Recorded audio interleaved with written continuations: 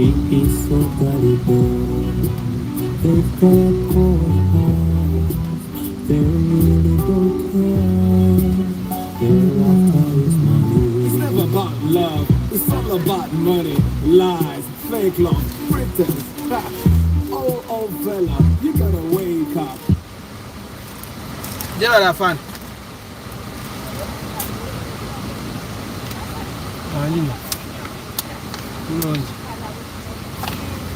Mami tisimanyi weeri naye njirina.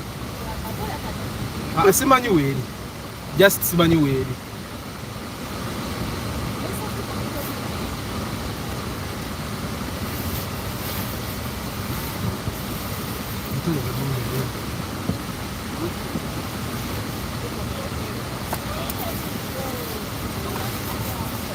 Hi guys, how are you today? I hope you're doing well.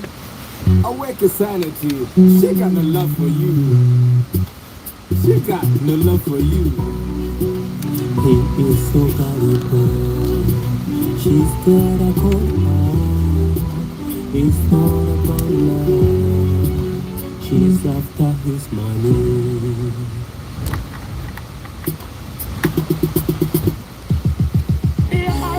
Okay, man. That's all. You know? Listen. I'm a son of a game that I could lie. I'm a moose up on the out tonight. I see the gun and the rip pull on your run and see the moose and I put you in tonight. Appetite, satisfy. Girl, give me a chance, I'll blow your mind. So, guys, how are you? Your sound, Jamulida, it's AC. I have to put it really high and really cold because it's a Samsung. It will overheat. I'm actually giving the set. Back on your product placement. Balvids, how are you? Comment is also saying as well Joshua Banan. Can't you know your comment? Comment here, Joshua.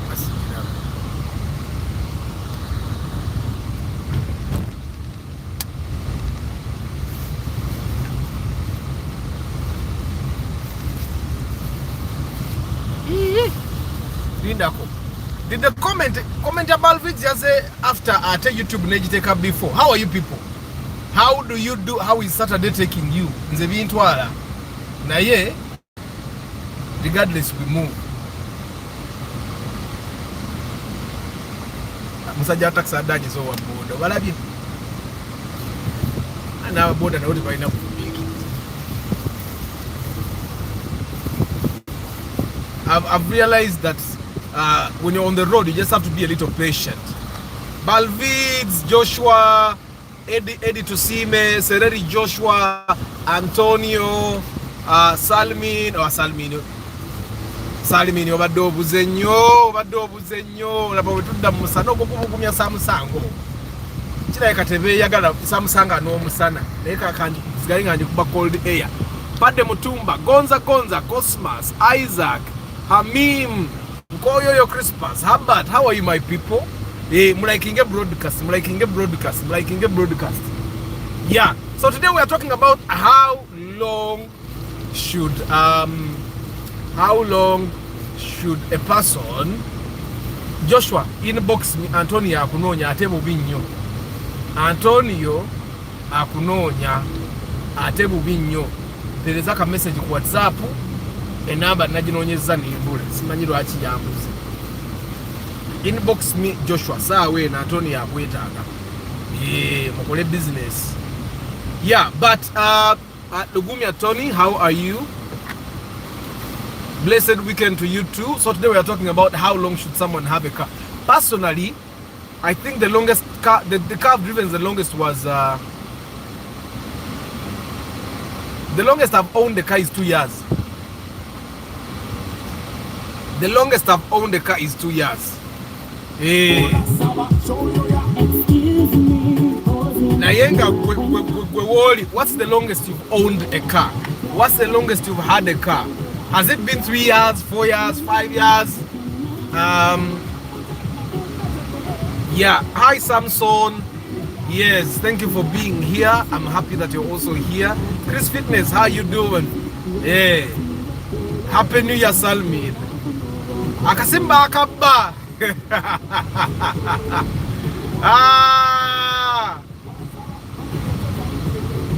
Amina ngenda kujja kukyalire ngenda kujja Salmin terera baba badde manyona ayimiriza sagala kunsunguwa oli munnanyimiriza n'anoonya kyakwate emmotoka yange nga takiraba bwe babeera batyo. Gideon, what's up my man? Kalungi Stefan, hi, how you doing? Nasubira oli steady. So today we're talking about how long should someone own a car kankendezeko kafani. That's a little much more comfortable even for you. Empeo wembadde njagala eyitawo Samsung ejja kulwawo omanye yino olugezigezi. So the longest I've had a car has been 2 years. I have to see when my car was transferred to my name, the Corolla. Then I would see how long I've owned that Corolla. But I think the Corolla, let me see. When did I first? Corolla is from 2021. I think the end of 2021. So tinaweza miaka ibiri. But I drove my first car, the Chivina, for 2 years. Then I drove the Caldina for 2 years. Then I drove a Dudu for 2 years. The Dudu was 1 year. Then I drove another Dudu for 1 year. I drove a Vitz from 2018 to 2020. No, actually 2018, January. Then I sold it in November 2019. That's almost 2 years of owning the Vitz. So I think the car that I've owned the longest was the Chivina, the very first car I had. And atera sali jitunze senga tebali ba makanika bano. Manyi makanika akubeeramu nga yakubaze. Akubaza akugambe yo jitunde kati eweddeyo. Naye nga naye tamanyi kiddako. Era senga teyali makanika neyo Chivina yange nali badde kakati chargina. Mubiru Abdurrahim, how are you my brother? Oli steady. So what's the car you've owned the longest? What's the longest period you've owned a single car? What's the longest period you've owned a single car? Naye mwe nga tuzze makara umwakonze tekandabikira bulungi kano. Maraga vugamu vitizo okusinga ovuga rawumu. Si kabi, si moroka ambi by the way. It's not a bad car. I just find that the shape was just not there yet. I think they were trying to build something along the way. They saw that, oh, it's a full car, why don't you just leave it here? Then they left it there. That's what happened with the wrong washing exhaust. How are you? How long should be the time that someone hangs on to a single car? What should be the longest period someone owns a single car? That's the discussion in the sitting room today. How long should a person own a single car? Nga tannakyusa tannagulanda tannakola ki ng'avuga emmoroka emu lina kuba bbanga ki? For me, I think my thought is conflicted. The fact is, as long as the car is useful to me and I don't have the means to upgrade or downgrade, because even downgrading is an option.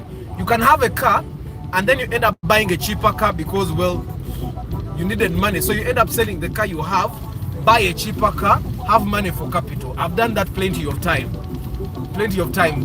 Personally, I do that so many. As long as mpitawo ze customer nga mpitawo ze sesiba mu motoka era ne jemvuge saawe eno follower wange naje najitulamu nga tukola inspection nangamba kankuwe sente nze njimuwa okitegeera nze wempita. However, it depends on what kind of work that car does, and if it's hard for me to get a car that does the same work, okitegeera bwembanga I can get another car to do the same work at a cheaper price nga sente ze bampa savingako, I will definitely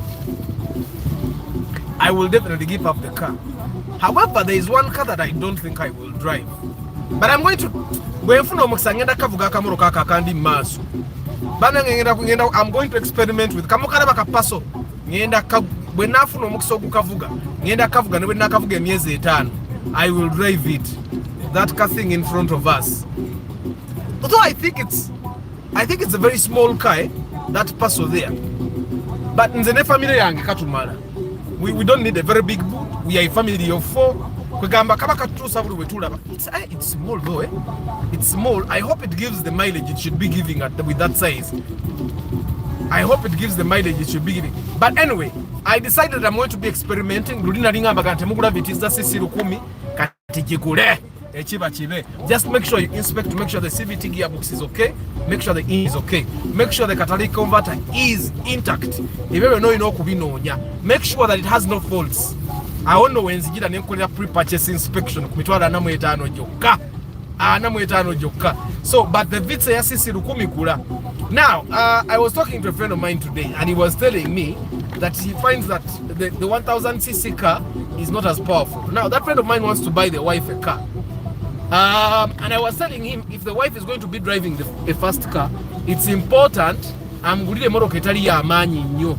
Emotoka ey'amaanyi ennyo omuntu oba oli mu mukema ojja muleetera obuzibu, ajja givuga bubi nnyo mumusange mwala. Temulaba the man that gave the son the Prado we bali bagende Kapchora bagenda ne batuuka mukudda, ayinza noba yamuwa mukudda nga mugenda yeyevugira omwana n'agikuba ekigo natta abantu bana. So you need to be very careful the people you give powerful cars. I personally believe that if you have someone you want to buy a car, or if you're a person that wants to buy yourself a car and this is the first car you're going to be owning, buy a car that has a small engine. Then when you're conversant with the road, because there are speeds this car cannot get to at a certain point. So I don't know if you get what I'm saying. That if you're driving, for example, you see as I drive this Vitz, saying over neninya, you see, ninye go mutubali nyanga arobi. This car doesn't go like the test they do that it goes from 0 to 100 in 60 seconds. A Cybertruck again from 0 to 100 in 2.7 seconds. Yeah. So this is doesn't have that much power. So omuntu have atandika so kuyiga moroka tagenda kola ansobiza amaanyi okitegeera. So I find that that's my thoughts though. It's not for everyone. So but anyway, our topic today is what's the longest amount of time that someone should hold on to a car.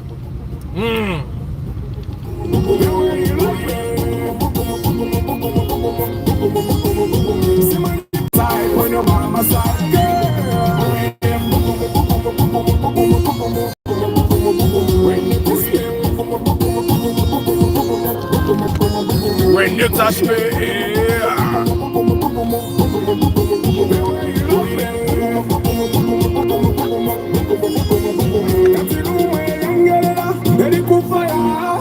ashes, random.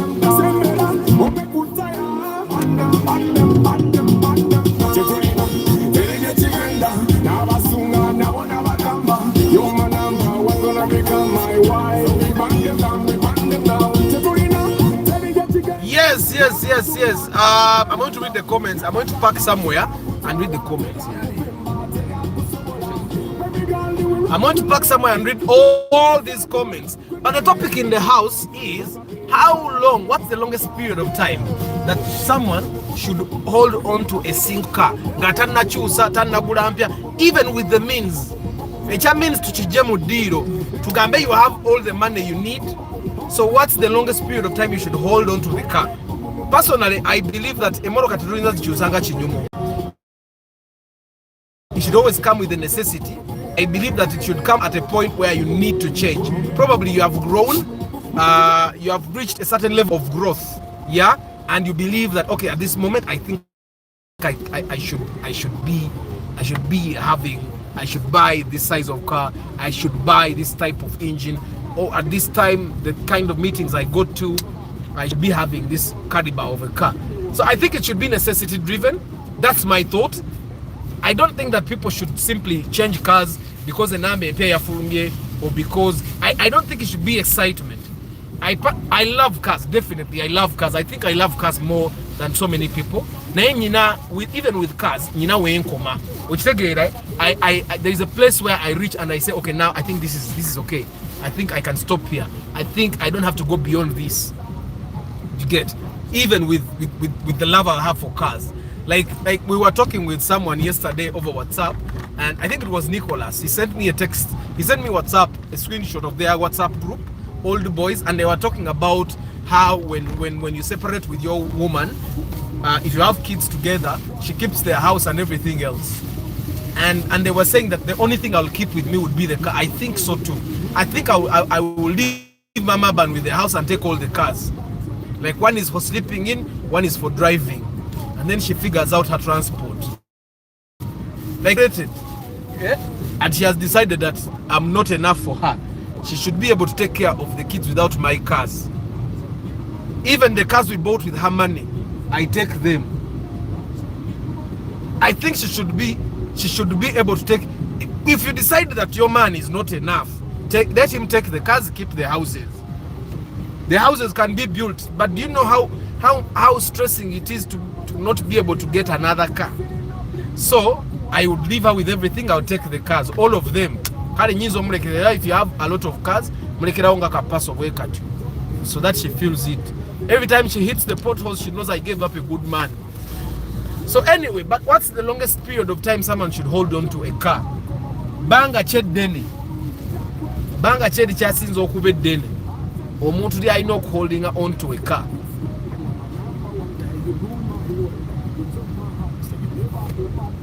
So what's the longest period? And in your experience, as a car person, as a car lover, what's the longest period you've held on to a car? Moro kachije wavuze bange deni, and why did you hold on to that car for a very long? I think like all my life, Corona jengendo kusoko kuba na yongandi, but then I banga deni because yote inajira car. That car, I'm after enywanga VTs. I think because it's manual. It's manual, then it's VVTI, then of course even the drivers that drive it are skilled. Bwegamba kuli kuba kweyagala bweyagazi. Okitegeera. So I think the Corolla is in history, it's going to be the car that I've held on to the longest because the energy agenda kulaga. So what was your first car and how long did you hold on to it? And how long do you think a person should hold on to a single car? Yeah? Someone was saying that they should probably hold on to the car for at least 150,000 kilometers. The Morocco weighs 150,000 kilometers. Jitunde gulempia. Jitunde gulempia. What do you think about that? Should someone hold on to a car until it's at 150,000 kilometers and then give up on it? Or we can hold on to a car for longer distances? Or what do you think it should be? Should it be years? Should it be mileage? What should it be? Yeah. What should it be? Years or mileage?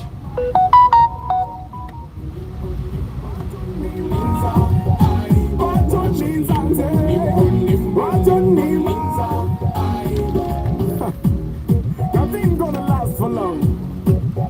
Time does not.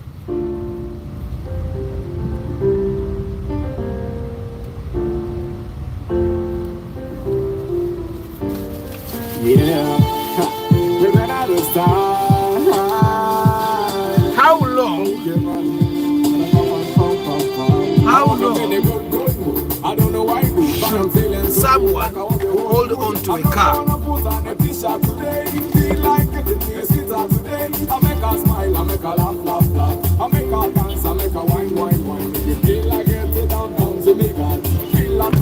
What's the longest period of time that someone should hold on to a car?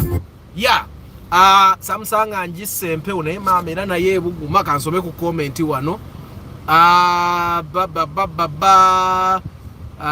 Mwena nababuuziza okujjako kiyimba Samsoni.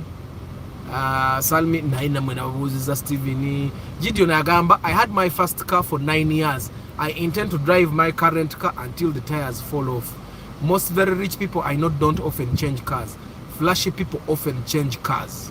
Hey, Gideon agambi, it's so flashy people that change cars. As I also believe that change of cars should come as a necessity.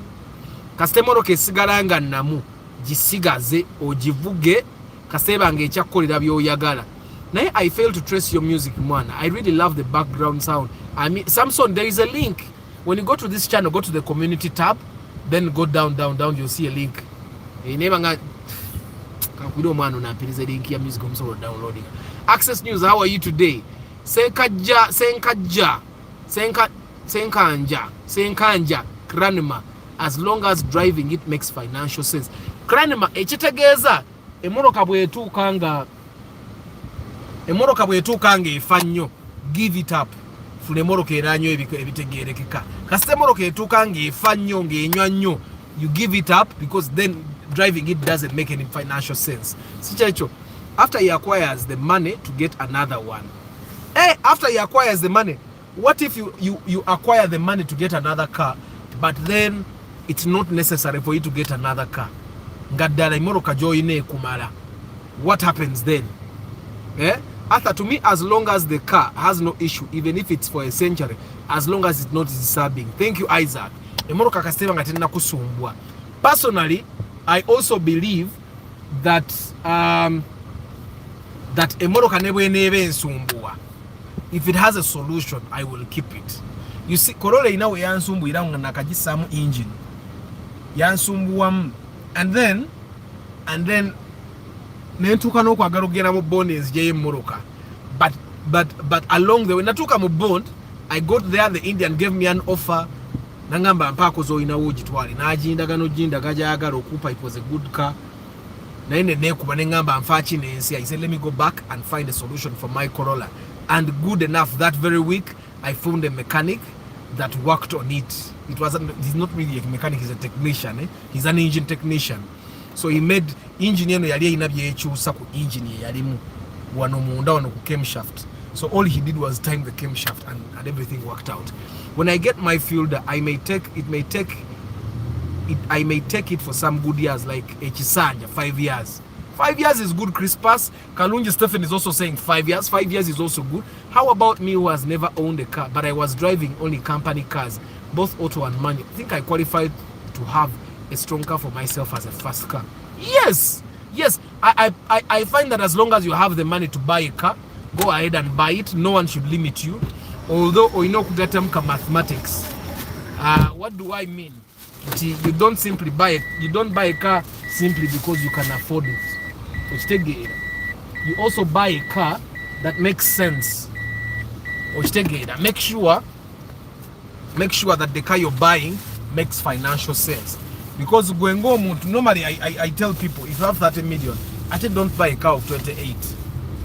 Buy a car of 25. Because everything is intact. So I find that for you to be ready for those butono, also to be able to have a full tank of fuel, means that when they have a new car and kumoroke yempya jarina nemusikako okitegeera, you should try as much as possible to not put yourself in the position where you run out of fuel that ovuga moroka mpya. Probably that would be 2 years. 2 years is a good time. Me, as long as my car makes me reach where I want, not thinking of how long I should drive it. Exactly. I was talking to who? Someone came here. There is a Vianney I was talking to. Yesterday, he visited me. I got a Moroka. And he was talking about the body of the car, how good it should look. And I told him that for me, as long as the car gets me to my destination, so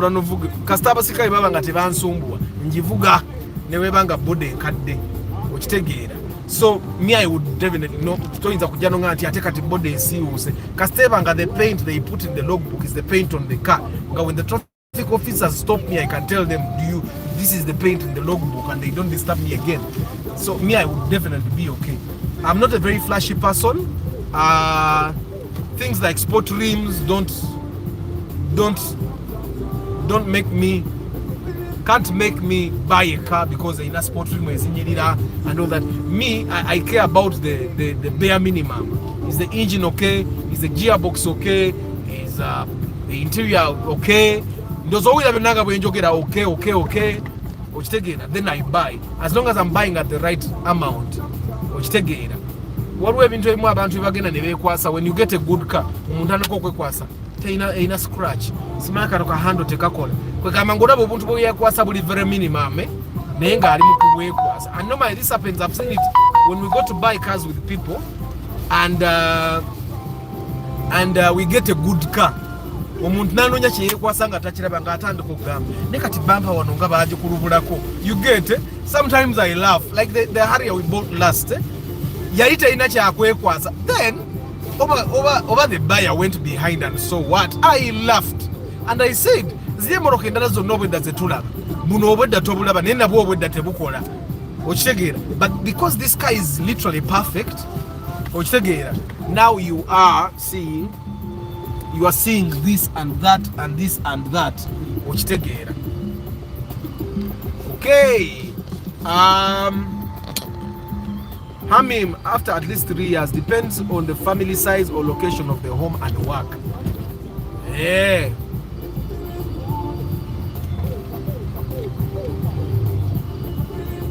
It depends on your preference and priorities, and above all, the affordability. Kakati nate Joshua Mudope has talked about priorities and preferences. Edanga tucha dating ani mama bani. Mukodomi wange muganda wa mama bani. Ye muntu wa bintu bya mulembe ngo yayambala za kabi ebyo bwe bityo. Ati nga atenzi. Nze kasitasiba bwerere. Okitegeera. Nze nga kasitasiba bwerere nga ngenda kati. I think she was talking about how her brother dresses up. Muganda eka kati nzo buddo butandika bonna yambala saati ennungi leero nja nenchanja kwagala nyambala ennungi. Kati ate obuddo bunoonya amasaati ago bwe gatyo. Sibulina nze budde bange enkola birala. Like it takes a lot of time for you to start picking a shirt that has nice words, a shirt that has nice dolls, or Mickey Mouse obwo, a shirt that has nice wording. Ochegera. For me, I find that it takes a lot of time. That's why I like putting on plain shirts. Bwemba nyamba the remote design buba ubuntu tukatebutegerekeka. So preference. Me, I think it was an immoroka okutandika okugamba nti kati kenyire nyine mundozano Antonio kumbeera bu. Nenze nevugira ng'emmoroka yange nga kastantuuka kasita omusirikale tansumbuwa. Antonio nalio katandika sebo ankokola bampa. Okitegeera. But I used to be the kind of person that as long as I get to my destination I'm not disturbed. Era ng'emipiira gibako endabirwamu eboka permit ebeerako. Ng'emmoroka is in presentable condition. I think you're right. If it is not having a problem here and there, why would you need to change? Balvid is saying would be 2 years for me, but will also depend on the efficiency of having it. Exactly. As long as the car is efficient, you can keep it. As long as it does what you want it to do, you can keep the car. Majwala Julius, ogenda gula ateka story wano nze kwa toyinza kubera mu committee atha notakemebwa nibo badde otulesesende za proto yinzo zigula mu emmoroka okitegeera ate sogula ki hari yange ekyo biba bya raisi size zikawundo so kifuna million nga 17 16. Good evening Abe, how are you? I owned a RAV4 1998 model for 2 months, then that was it. It was my first car, and so far that is a long story. Balvit, what happened to the RAV4? Did you buy badly? Yari accident, what yari accident, everything is intact. Nze katika mbabwire one thing. Ebizibu bya yingi ni ebyo bikoleka ati sitogula yingi ni endala. Bikoleka lwakukwata ate RAV4 nazo. Zinywamu. Julius is saying my mom now is going to make 7 years with her Harrier Kaundo old model. What do you call Harrier Kaundo old model? Uba Harrier old model. Poor me who can't figure out. Mirage? What's that?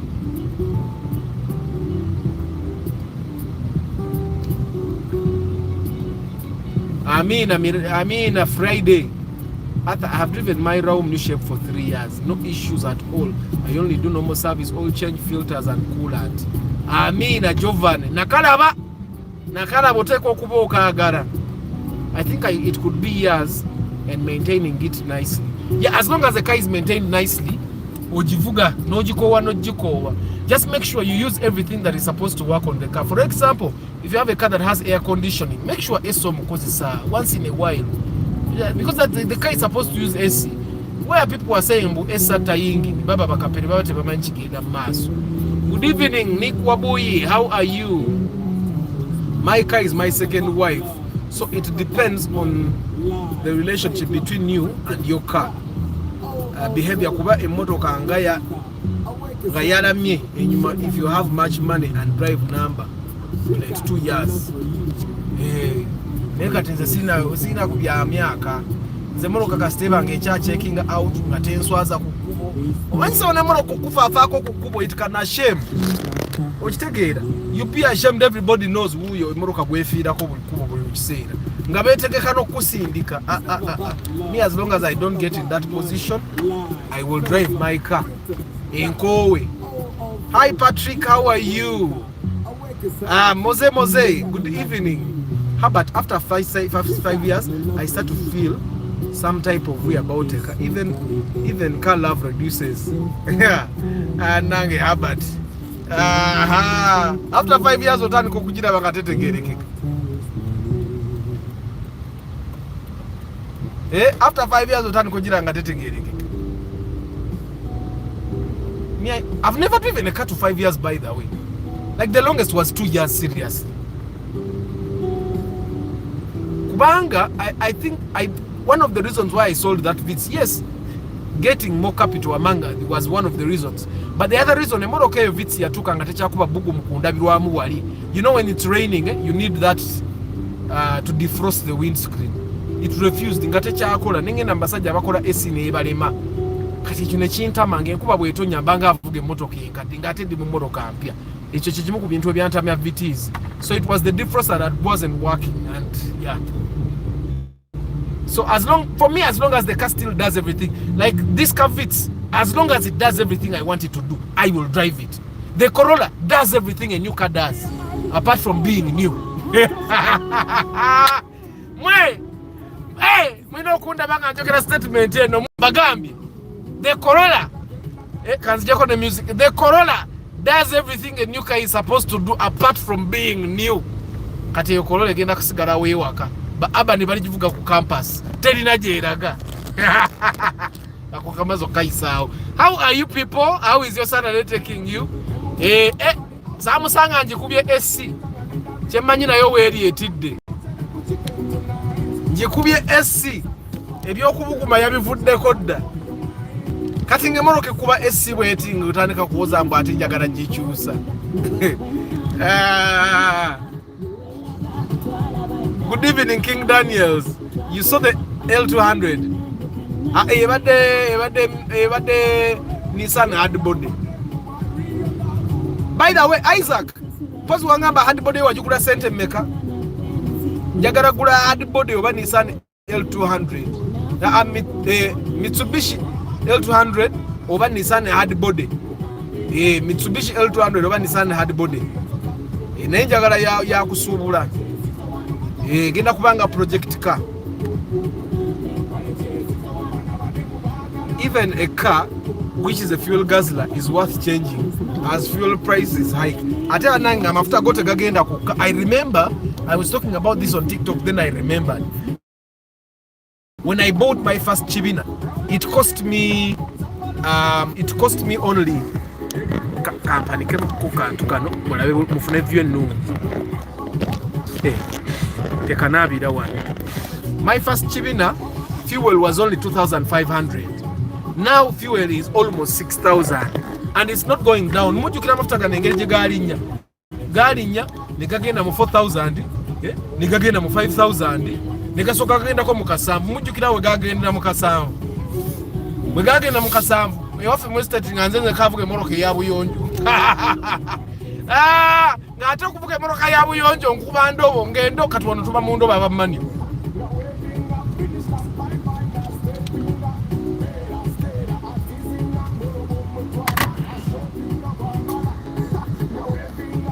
Arthur, how much is a Corolla like yours, by the way? Now you'll have that car. A Corolla like mine, you'll get it at, you can even get one at 8. Depends on how lucky you are in the market. But you can get even one at 8. Yeah, 8 million or so. It depends on who is selling, how much they are selling, how broke they are. Kati nze ndabika nali sinnatuuka kutunda kanywezeemu kowa. Nenga, do you see how beautiful your country is? Even with the dirt around, with the bad roads. Do you see how beautiful your country is?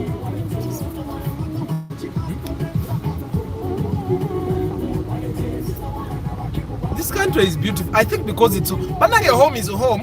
One day sometimes you feel like you would wish to be in another home, but home is a home. You cannot do anything. Waka oba cho oba chi. Tobalanze nabagamba. Nze lwende salawo nti nvudde Kampala wakalubye sidda. Nja kutuuka e Bulaaya ne passport njiyuzeemu.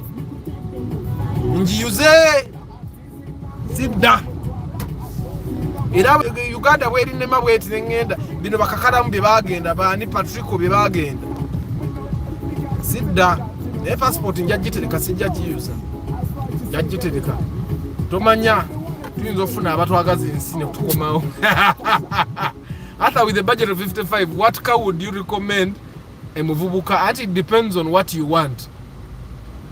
Muvubuka ina $5,500 ngoba mugaga muvundu. Mbancha, am I still worthy of giving you advice with a budget of your 55? With 55, you should know the car you want. Not so. With 55, katika ude lyo jirabe eri mass egenze, you can get a kaundu. With 55, you can get a Primo new model to like 2014, and even 2014, 2015, and even keep money. Ha, na 55, 2015, you'll buy a 2015 model at 55 exactly.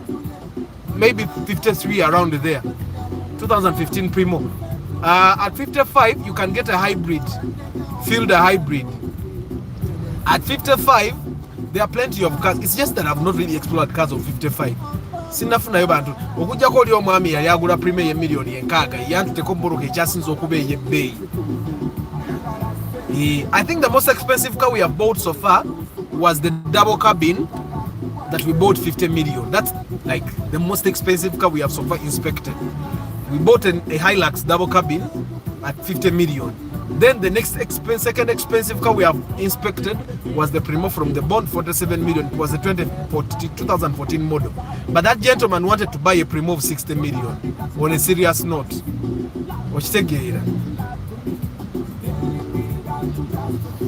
How about now what it demo?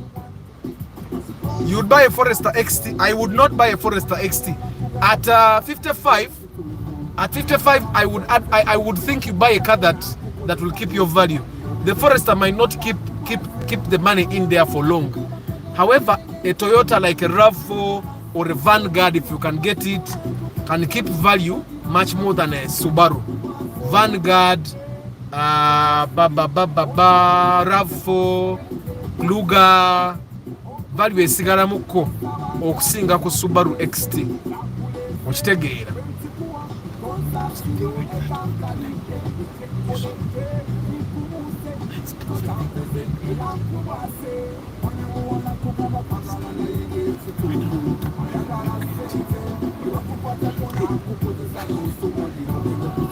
Or I rather go with Land Cruiser. Over 55 at a good games. Na YouTube eted them. Na YouTube eted them. Comment ejibuziza sijiraba. Na YouTube eted them. Kanji no onye wano nzire mundabe. Had a super custom for 4 months and then Pro Box for 6 months. So then that was the pause for me. Now planning to have Ipsam. Njikulusanye after I buy a new. Ipsam yegendo kukulusanya. Ate Ipsam inacho yinzo jikola. To inacho yinza jikola kone wobufa. I texted you on a Dubai number. Wama, damo texting. Yes, manya number za Dubai yezo sisi savinga za wano. Kati saving number ya Dubai oveyo kome wano ofune ye Kampala. That's the problem. Antonio ngenda kueleza namba ya Joshua.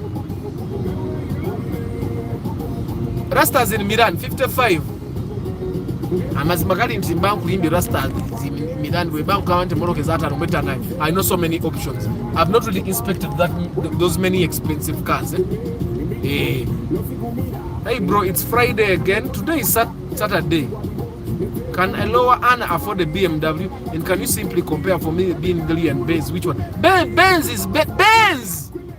Don't compare BMW to a Benz. Of course BMW is Sasamaza, but Benz is the car. If you're comparing those two, Benz is the car. Mercedes-Benz. Good evening, Sanji Phone Solutions. Or I rather go with the Land Cruiser. by the way, instead of a Benz or a BMW, go with the Land Cruiser. Basajja abakulu bakola bukozi biremu. Oyingire kubo ngolabira data ina na jolaga. Basajja tebitegeera. Ate bana abavuzi ba wish bano bayiga line jagala okuyingira mu jamu akutte n'ekitaddeyo ogutu. Ate temungamba road rage. Abantu we bato beetaaga wa traffic najja n'amusanga n'amukuba ekipapula yeba reckless driving. Bwoba batoyina gy'olaga toyingira kkubo. After, tell me something on this. Changing gearbox of automatic to manual car. Can a car do it perfectly in timing and changing of gears? Yeah. Abana bazichusa. That's a very easy thing to do. Changing a car from automatic to manual, that's very easy. However, I would not advise it. I would advise that if you want a manual car, buy a manual car. Invest your time and resources in looking for a manual car. That's what I would advise that you do, instead of buying an automatic and then struggling to change it. Besides, a car that has been changed will never be as sweet. My Corolla is originally manual. Zezali is a police. Zajiranga no kuziro mileage. So if you want a manual car, buy a manual car, an original manual car. You would have to do inspection for you to make sure that it's originally manual car when choose. A motoka and choose from automatic to manual te woma game azima. I've ever done it. Nabono mugwagwa. Kamuze mulai. You guys, when you overtake when the course is clear. Don't just overtake for the sake of overtaking. Hello Arthur, I'm watching you from Chivoga. Peace Joseph, how is Chivoga? Man, talk about Rumion as a second. Rumion is a good car. Rumion elimu engines ezimwezigenda ezirimu IST, Fielder. It's a good car. Buy, just buy. Right now in the bond it's around 28. It goes up to 35 depending on where you buy it. Abaraisi wawate baina abatunda raisi ngogenda mbebe ngojigula asatu kotano atoba kyeyebere eriwo okitegeera.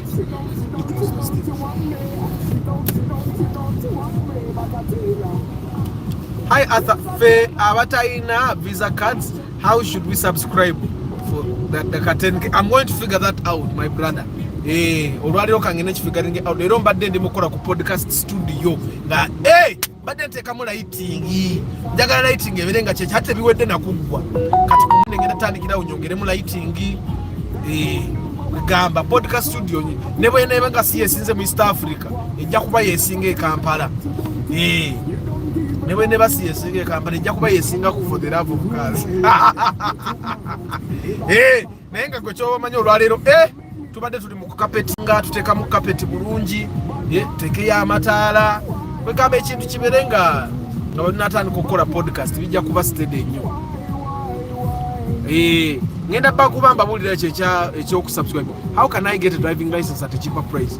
There is no cheap price for a driving license. Bobo otandika butandise ejja kukwera mitwalo 47 ku 5 ku 6 depending on where you go. Okitegeera.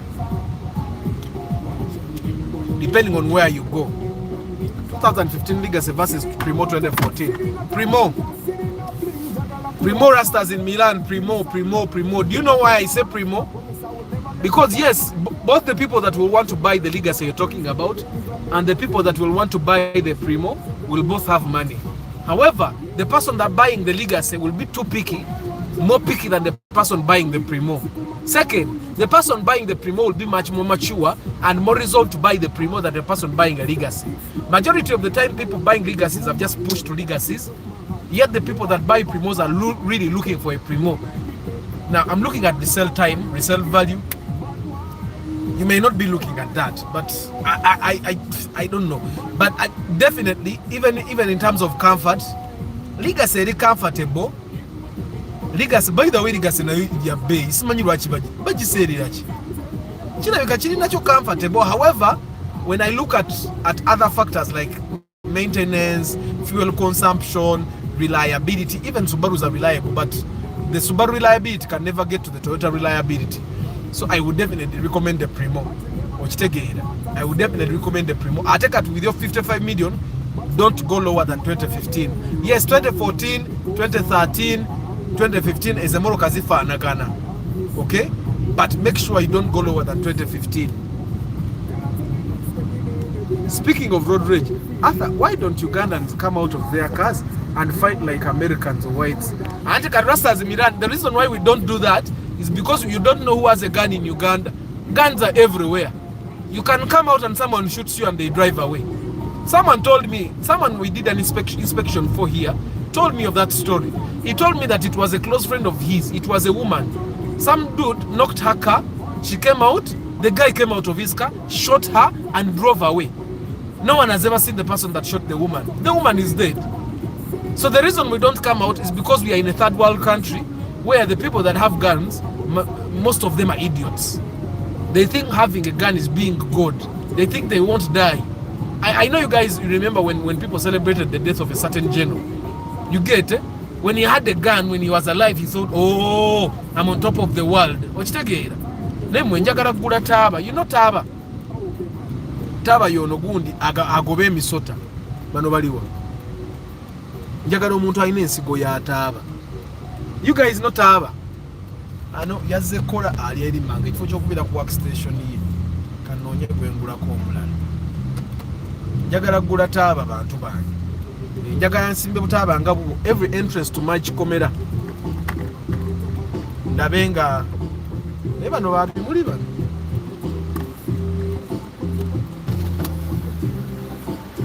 Jebali, njagala Taba. Oinamu? Temuina?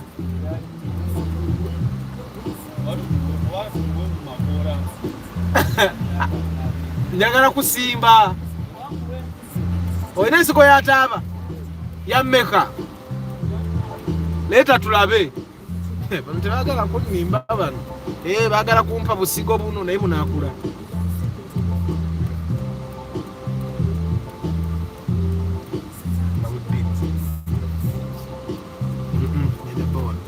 Ompa buno naye bunakula obwo.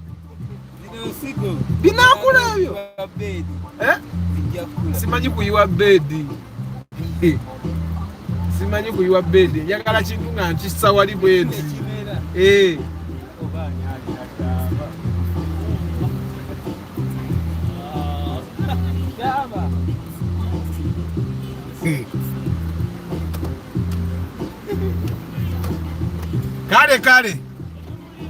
Kale. Mulaba Taba yandibadde watunzi. Kale you'll find that someone has almost omusiringa mulamba gujjudde Taba. Okay, now Arthur, I need a Toyota Corolla 10 manual. We did it immediately. Eyo ya kunonye moroka za manual tezirabika Joshua. Manual cars are very hard to come by. Very hard. Enough awaine moroka za manual tugenda tukanga tuina rare species nga tuzita limited edition. Legacy Mark X kuba. Yeah, the Mark X will definitely beat it. I know people that are looking for new Mark X's. Ochitegeera. In Uganda, never do a road rage, please. In Uganda, by the way, never get out of your car to abuse someone. You don't know who has a gun. You don't know who has been through stuff. You don't know who has just been promoted. You don't know who is a thief but working with security. Uganda, you never know who is who. Ochitegeera. Actually, in Uganda, almost everyone is a spy. Ochitegeera. So you just have to be careful. Road rage eno. Actually, I find that in Zokutani Kovuga SC, it has saved me a lot. Now I don't shout with the people. Bino bemulira byenjogera wano bikoma mu moroka yange tebifuluma. Endabirwa muzibeera waggulu. Luwe ndaberanga mukora ngendabirwa manyi okuzisaga kwekwe. Lekati endabirwa muzange ziba waggulu. Era kireka mama abani akyasinza okuba omusanyufu. Ate nvumaani nyomba nani endabirwa muzange ebo oyagala ovuma omuntu. Onogenda okusenda birwamu nga agenzi. Taba, just clear your compound of all bushes. These small snakes are harmless. Leka Johnny, I'm going to get Taba. Otuse ematugankula gini. Sinatuuka Joshua. Yagala kundagira wenfuna Taba. Ngono bonkoze bulungi. Paul Banaria, good evening. How are you? What's the longest period of time someone should have one car? What is the longest period? By the way, katika ngende ngende tuka kucharo amangu. Ngenda kunonya taba, ngenda mufuna kubwerere. Taba is very good, and recently I wanted to recommend it to you as a pesticide. If I was home, I would have got it for you. Ngenda kunonya ko kuchare waffe.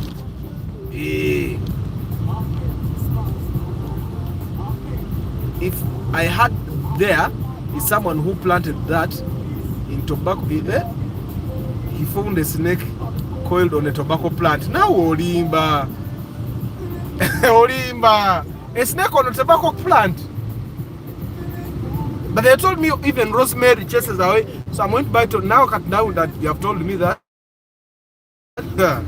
I don't cancel you now. Success with some things we all the effort I'm putting in to get taba. Good evening, Joe and Jojo. How is the day? Hi Arthur, happy new year, busy man Peter. Rastas in Milan. Arthur, one day we found a snake climbing the taba plant, which is supposed now Rastas in Milan. Now you people are getting together to man. Then when nyumba yange eri waguru tekisobola just in abana bange basanyire egweru, so I want to be careful. I just want to have things at least, even if it's just an illusion. I just want to have those things there. Amaro okongera okuzaawo ku mafuta naye bano baina Airtel Money Pay. Babo baina Airtel na ate esimu ya Airtel oje enkozesa katulabe MTN Mobile Money Pay. Basasuze mobile money.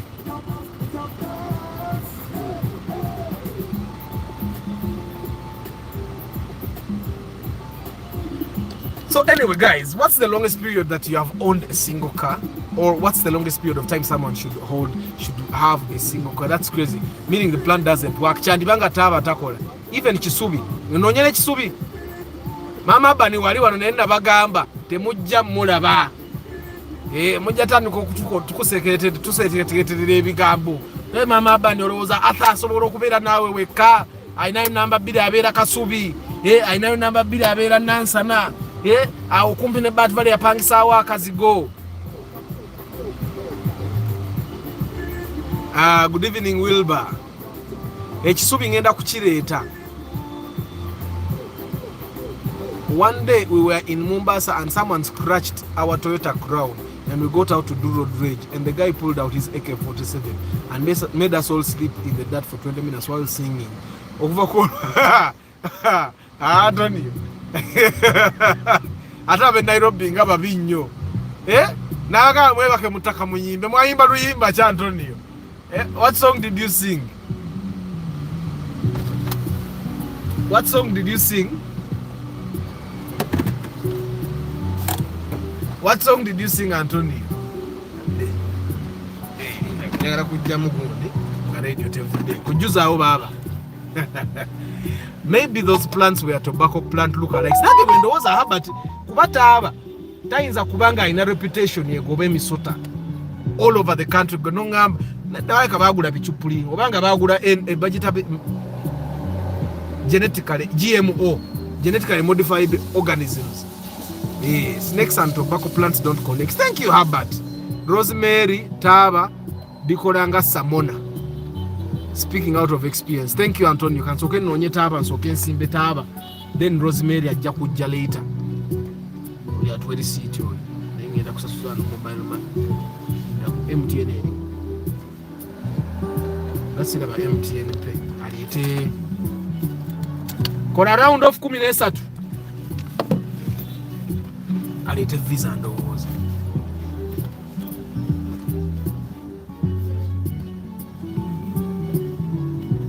Ezita muzizo.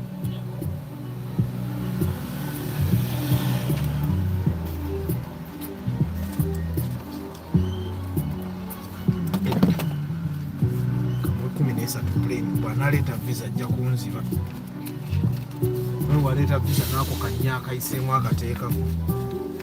Mpaku receipt.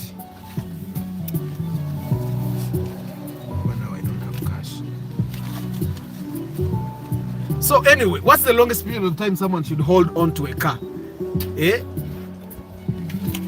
mugambe ateekemu 13 ayisizaamu 4 shillings sijja zisasula ngenda muwa 13 zennyini bakola omujanja ng'omuntu nakugakola 13 eziyitamu zizo n'oyisaamu ennya bw'omuwa visa card kanya akateekako n'akubbirawo kati kamuwe cash olabe enkya nkeera kudduka ani anaakeera okudduka nange ago tegali abiri naye ani anaakeera okudduka nange enkya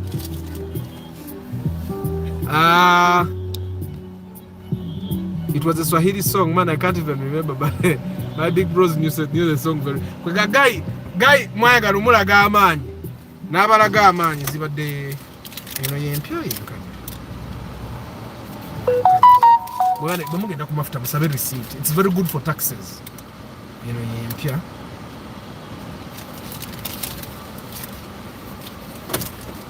take a picture of this.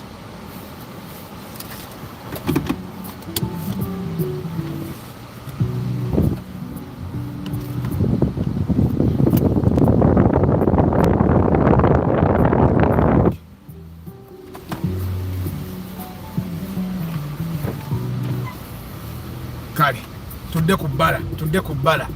What's the longest period of time that someone should hold on to? Kakamala soma ku comment wa mwa yokenzire mu Choronge. Naye nga most fuel stations abandon MTN Momo for their charges on withdrawal. Kirabika ne bantu tebakyalina mobile money balina Airtel money at Airtel yeri muno. How long have you owned Namukade Arthur? Namukade namugula 2021. Arthur, you tip at gas station. I don't tip. Why tip? I'm tipping. For me, the jobs I do, all the jobs I do, the Uganda, no one has ever tipped me in tipping. Yeah?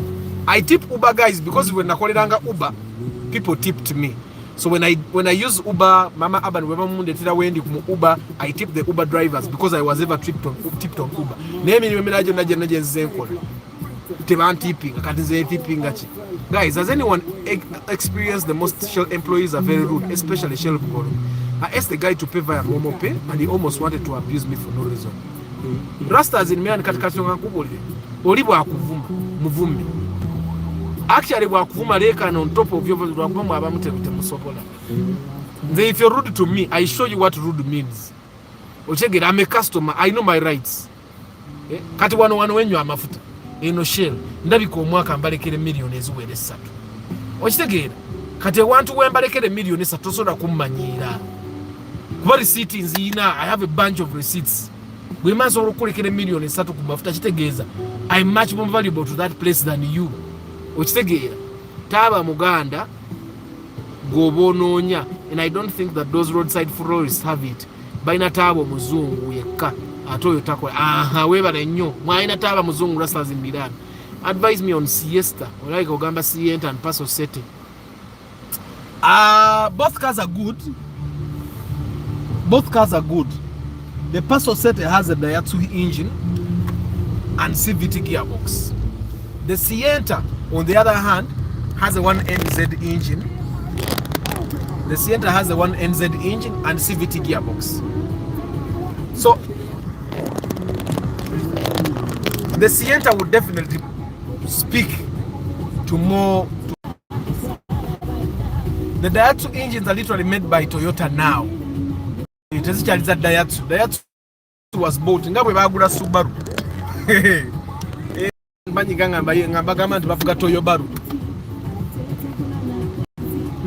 My big pros are one of the Mombasa streetwise. On that day, they found out that money is nothing to a drunkard with a gun. Definitely. And that's what happens in Uganda. High Travel Life vlog. Every after 2 years, Travel Life vlog Agambi, every after 2 years you change a car. After I'm watching live in Djibouti. Travel Life vlog is in Djibouti. A Muslim country. How are you in Nepal in a Muslim country? Why it's not a Muslim country?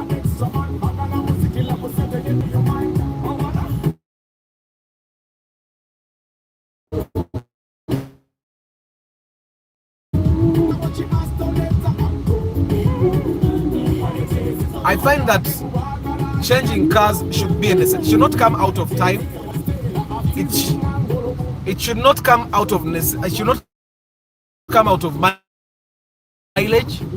because emmotoka bweba ekyali nnungi. Let me tell you a fact that probably you guys, 90% of the time of the cases when someone decides to sell their car, egenda musalayo nga miliyoni emu. Buli muntu lwasalawo okutunda emmoloka ye, they will lose at least 1 million shillings, even more. And by the way, the 1 million shillings I'm talking about is the money you bought, from the money you bought. Like if you bought a car like 40 million, there are chances that if you decide to sell, you may sell it 39. Because now for you are calculating depreciation. But there are other things you have done on the car, like let's say replacing tires, putting sport rims if you didn't have, putting another radio if you did, things like that. Those are things you're going to put on the car. Now, how do I calculate how much money is in my car? I count the money from the time I start thinking of buying a car. Sente zengabira ba broker, sente zenkanika mwe moroka. For me, that's how I value my car. Osegera.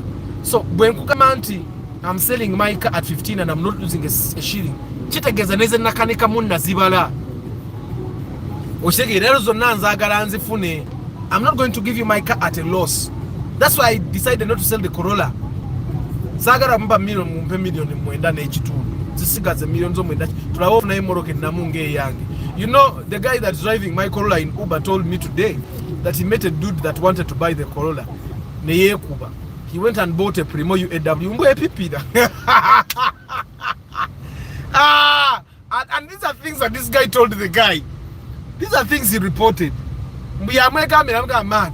Nagula Primo na imoroke eno ngana mokusinga Primo je nagula. Kakati mwe. Nani ngamba kuze moroka mbagamba kuza raisi nga mwe kubye emizimu. Kakati bobo bale motoka.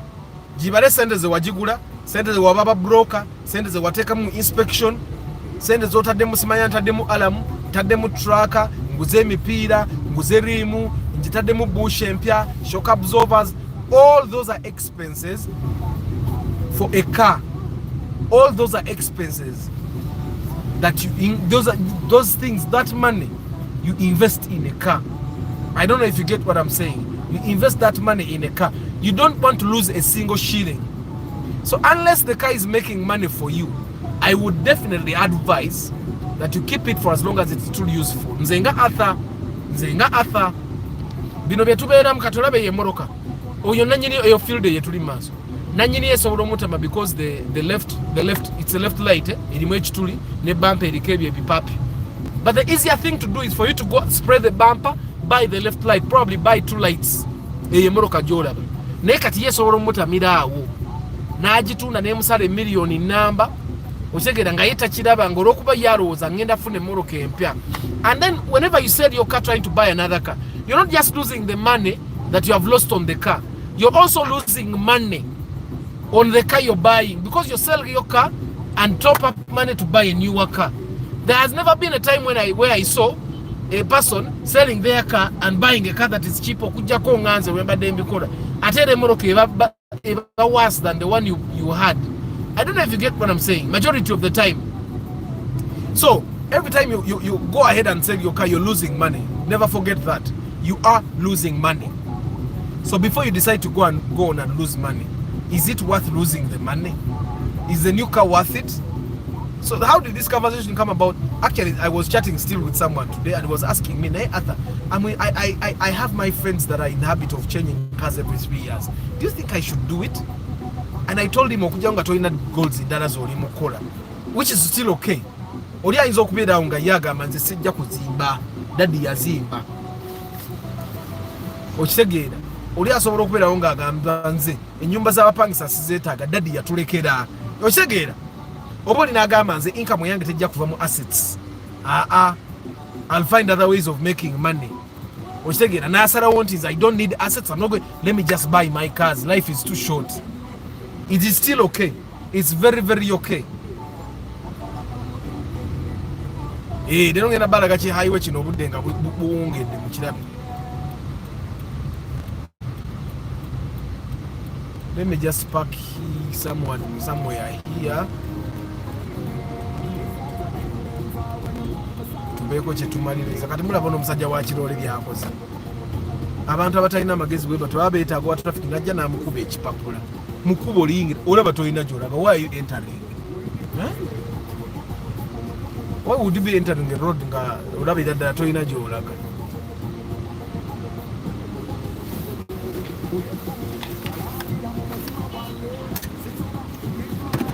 Djibouti is strictly a Muslim country, but just know omwenge ne bamalaya are in every corner of the world, and I think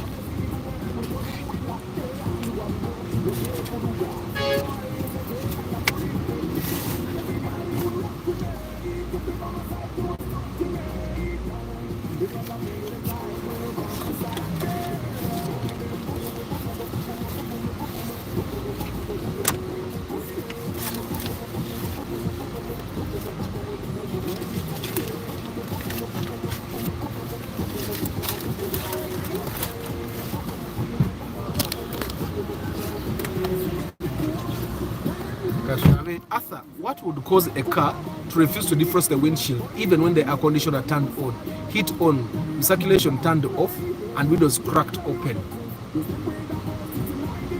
No, I think so. The AC system, for you to use the AC properly. Let me just show you here. Like for example, this one. For me to use the defroster of the windscreen, I would have to turn this here. But then they tell me for me to use this, I have to open up the vents to allow air from outside to come. So I also have to shift this to here. Why? The air from outside also helps to defrost. Then I also have to turn the heat up to like here. Very cold, but when it's raining, I don't really think you need it to be very cold. You need to turn it to here. If you don't turn it to here, it will defrost, but it will be very slow. Which again, now I need it here, and I need it here.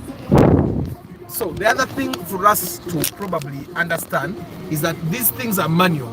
Majority of the cars, like the car I'm driving around, for the Corolla, this thing is not manual. The one that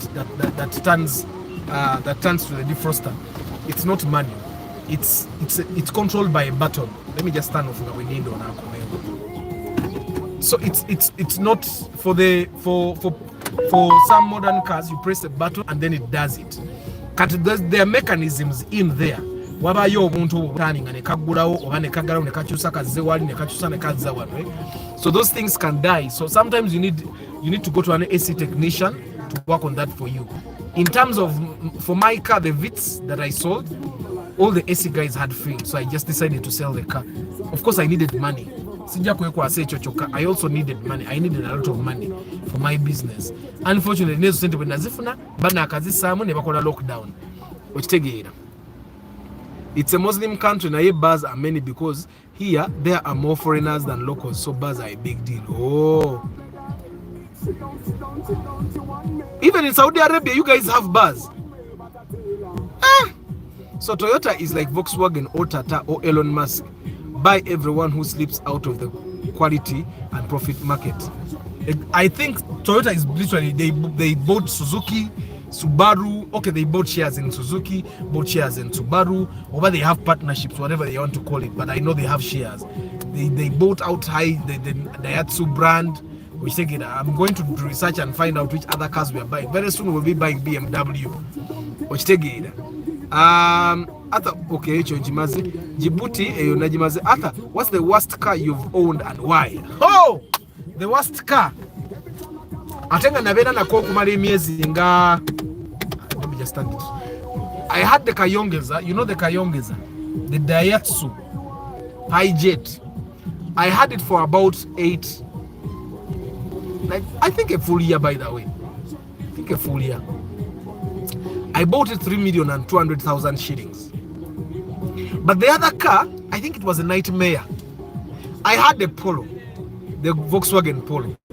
The Polo disturbed me.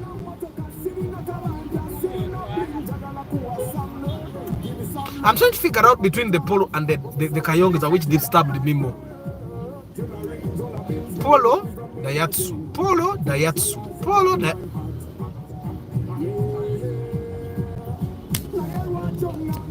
you know, the thing with the Kayongas that disturbed me more. With the Polo, it was the mechanics not understanding that car. With the Kayongas, no one can ever understand that car. Those models is that easy to sum when you're fin. Now I know the new Buyongas are good because now they are made by Toyota. But the old ones there. Right now, you give it to me. You see the Kayongas, it's the one car you would start from home. It starts properly. You drive, go wherever you're going. It goes properly. You reach there, you park, go do whatever you want to do. Come out of wherever you came from. Start the car, it will refuse. Bring all sorts of mechanics. They fail to make it work. Okay? After the mechanics go, you come and start it. It starts at once. That's the Nyongeza. I never compare with competition. I cannot even want to have that car again.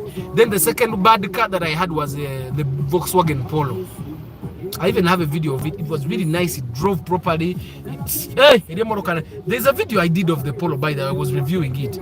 The Polo, if you get a good mechanic, and trust me, I even know a woman that has a Volkswagen Polo. But she says she even became a mechanic. But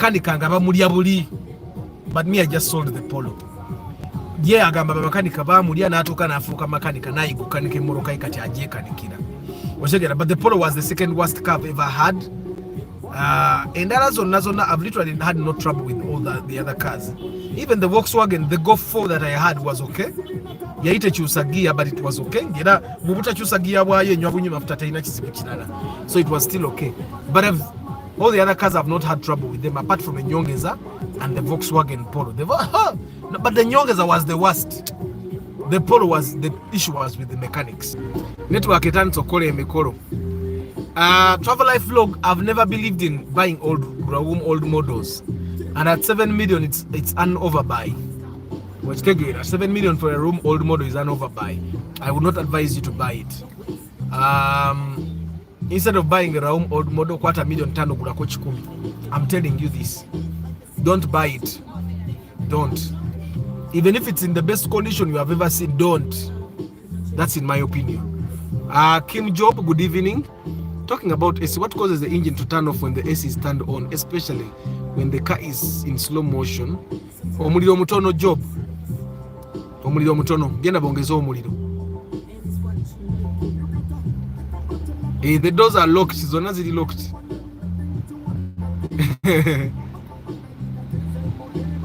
Just know Omwarabu asabula omwenge okukamala. Are you sure? You have put it right. Whenever you change a car, you lose money. Unless you are downgrading, for example, from Kawundo to Vitz. Exactly, Farouk. So every time you think you are upgrading, you're actually losing money. It's a fact. That's one reason I decided to get a Tunda Corolla. Do you know why? I would be selling my Corolla at 10 million, but trust me, you can't find a Corolla like in the condition my Corolla is in at 10. I do inspections for people. Corolla we were inspecting, and I've had several people that wanted to buy Corollas like mine, and would look at Corollas they are selling 13 million. So I Rastas in man, what were you using the Kayongas for? Rastas in Milan, I used to have a band, I used to have a disco. Yeah, I used to have a band, so that's literally the biggest reason why I bought the Kayongas, to put my sound system and all. We went to school with a guy, Uganda, step brother wa Bobby, and graduation year, I was like the cheapest offer he had there for sound. So nenkavuga Kayongas bali bakakasiba neyingi nenkavuga paka gomba tugenda koma unga kafuwa enyongeza. What were you using? Okay. Ata Chikumi, Chibina, Chiyenje, tell us the names in English. The names, first of all, are funny. Okay, Chikumi is the Corolla. You see my Corolla? But the let's the fourth generation of the Corolla is the Chikumi. Chibina is the first Corona. Because Primo is a Corona, right? Now leave Primo new model, leave the Primo after that, before that, then there is the Corona. that came before the Primo, Chibina. It has a very big bottom, big behind, which again. Then Chiyenje was the Corona before the Chibina. You get Chiyenje. Way before. Arthur won't increase Muliro. No. Just get a good mechanic to do that. Because the reason, you see, when you put SC, the car kinda struggles because the AC takes some of the I don't know how to explain it. The AC takes some of the power. That's why AC works best if you're moving, because now you're accelerating. So the best thing for you to do is to increase the muliro a little, so that it can also, because Ogambi Bubogi in Ampola, majority of the time when you're going slow, you're not pressing the accelerator, not so. So that's your trouble. Last year in April, you told me of a place where you park, they park Lukumu Bibidi at Maganju, and I have seen today when you passed by. Our Musaja in Abukum Bibidi Boka. Nelukumbiri ziba carburetor, muroka za carburetor zine ebizibu. And I find that Nyongeze Yansumbuanga mostly because it was carburetor. But also because the engine was small and we overloaded it, because we targeted the gomba quality mabe disco kuliko n'abantu abalanga mukaga. So we really overloaded it. So my personal opinions aside, majority of you guys have said that someone should drive their car for like 2 years. Some of you have said that a person should drive their car until it stops being useful. Some of you have said 3 years. Some of you have said 5 years. And some of you have said you'll drive until the tires drop. I personally think I want to look at the value the car is putting in my life. Like Corolla, it has made a month by the way Uber. And in that month, I've so far received like 600,000. I've received 600,000 from it. I'm going to do a breakdown of what repairs I've done on that car. The first major repair I did was because of me. Then I put an inverter in that car and I forgot to put it out. And later I called a short circuit. So that's the first major repair I did with that car. Then what else did we do?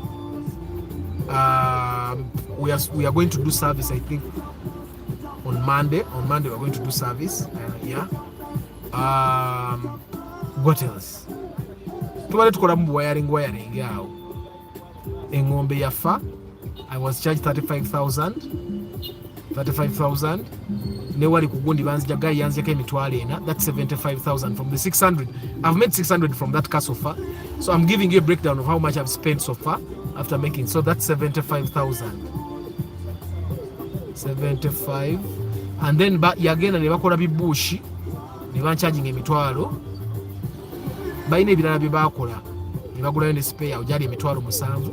So ku mitwalo nkaaga gye nfunye omwezi guno from the Uber guy, I've spent 140. So mba nsigaza sente mmeka okongenda kujjako service okitegeera, but still that's income that came in. Then ate bwe nkola service this month, kati mba ngenda kuddamu okukola service in like in March, because now the next couple this month he's not going to have as many trips as he had in December. So it's not going to be a very busy period. So I know I'll do service in like March. Then what else do I have to work on? I have to buy a brake cylinder for that car. So brake cylinder ya first inamu motokeyo. I felt it. He's just a skilled driver, so he knows how to manage it. And I'm going to buy a brake cylinder. I'll buy it like 80,000, I think. But I'll buy it in the next month. No mwezi nkoze ko service nebe bye nkoze ebisigadde biri intact. So 1 month of getting 150 every week from my Corolla, better than selling it, right? So obalanti nakagisawe mitwalo katugamba abiri.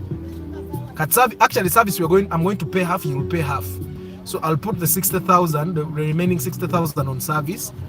So you will know that this month I've received 600,000 from that Corolla and spent 200,000. So I've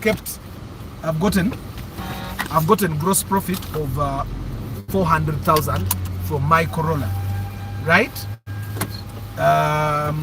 So we man so call emitwala nana every month from that Corolla. By the end of the year, if that guy keeps driving it, I'll have made a minimum of 4.8 million shillings. Now you have to understand there are repairs I'm doing that I won't do again for like 3 months, which take it. Like if I buy a brake cylinder the month that is coming, that cylinder, I may not buy another cylinder for like 6 to 7 months. Which take it. Then the bushes that we put there, because it doesn't drive bad roads, majority of the time he has told me, so I may take time before putting bushes. Shocks is literally okay. Suspension you probably call bushes even not to have it take so the car is literally okay. So it has officially made a month me receiving income from Uber. I've so far gotten 400. I'll pay taxes for that by the way this year. So many income jeff na government ijiwe byayo. Yesu yagambe bya Kaisari bibe bya Kaisari. Ne bya Katonda bibe bya Katonda. So ze Kaisari muwe bibye. Era ne income je nakola wano ku YouTube. I filed returns. Nemba wake ezaabwe. Nange nemfisa ke ezange. So that's what I do. Era nawo omuntu yena inatanda sasula musolo. Don't let it come out ever that try to gamba government tekola mirimu je inakola nga atete wasasulanga musolo. Katono wemoroka enkadde ayisaki. Agalo sige moroka za fetatanasi. Yeah? Tamoroka enkadde mwali badde mahambo. Bwefango oyisa. Yeah?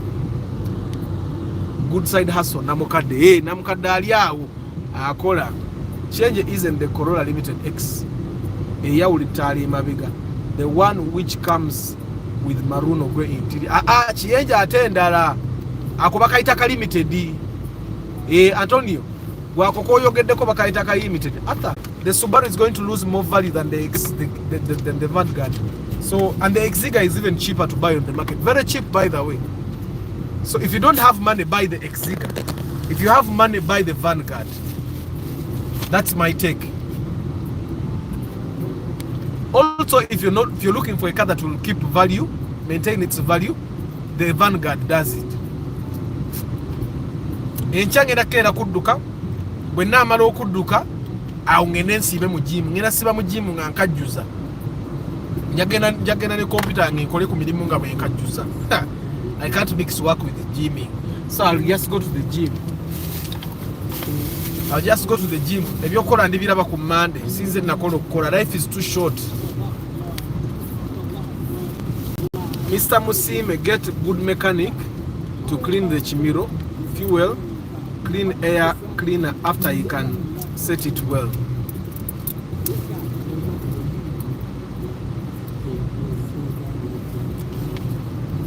Ne Joshua, ochimanyi the time I drove the Corolla, I think I'm and I've never had a problem with it. How come that seems to be like an issue with so many cars? Because I've never cleaned the chimiro for Corolla up to now, by the way. Nelo yali bangambo gule chimiro saachigula nakola nateka mbutesi gundi bana nateka plugs. I think nateka saagula chimiro and I've never cleaned it. So that's why I never even think of the chimiro. For a car that where you change the air cleaner regularly, I find that a chimiro will literally be no problem. Do you encourage buying new tires immediately after buying from the bone? How long will new tires last? I find that if you buy a car from the bone and the tires are still good, don't buy new tires. Just continue driving the tires you bought with the car for some time until they get worn out. Then you can buy. Then the tires, depending on which type you buy, I normally recommend Linglong. It's the tire that I've been buying since I bought my first car. Linglong tires can take you for a minimum of 2 years if you don't drive long distances. Like if you're driving the distances I drive in a Corolla, the tires we put on transit they will literally go for a year. Once they mvuga ejo maso ejema bikaji chali mipya ejo maso je jangu okugwako okitegeera, but they would go for a year because ejange je navuga je nagula luli je jikola ne Uber kati. After start a car selling auction website. I was thinking about it, by the way, but there is something bigger that I thought about. I'll share up later. And so can call a podcast and go running and make ganya bingi. Rasta tires last depending on the quality you get and the type of roads you drive on and the pressure you inflate them to. Yeah, but majorly I've realized that is the distance you drive. The distance you drive has a lot of influence. Like me who drives 80 kilometers, I tell you maso I don't know. It's probably because I give the Pilajo maso, they pave the way, they work a lot. Leka kati bitanka bino emigwa bwe gikutuka nga tuba tuwedde. You guys remember Final Destination?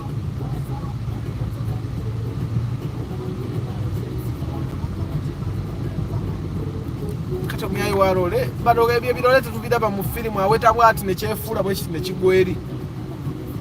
Bro, is there money in Uber, especially if I have a guy who is driving it for me? Like me, I gave this guy to give me 150 because I know there is no money. But 150 he can get me 150 and also probably make like 100 or 150. Chitegeza soro kole mitwala asa 2 week. Yolu muteziwera.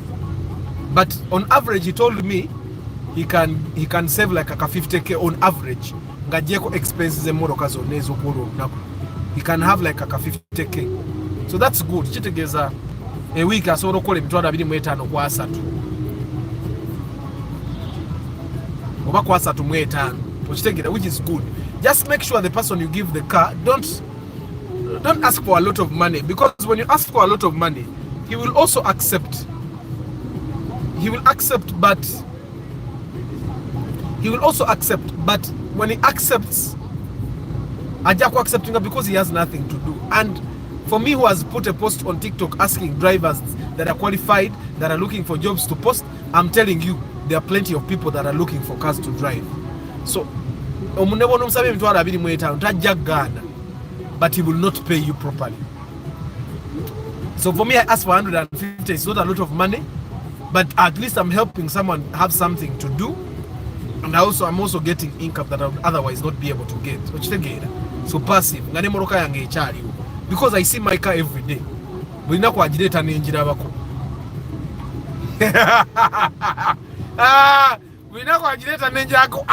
It's not by force. It's him who brings it to me. I don't want you to start insinuating. Hey guy, he brings it at his own will. And he washes it.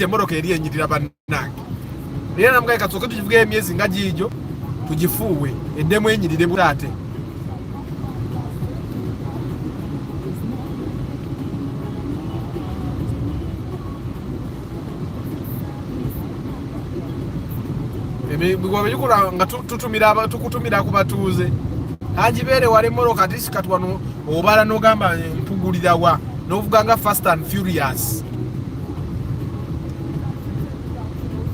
nebyo bitaka bibate bizito wanyo nese beranga chafu chawanuse wagulewe ne kijja kikone moroka yamwe mukiwulira Sahara yiye ekyamuse Sahara ekyamuse Sahara ekivuddemu.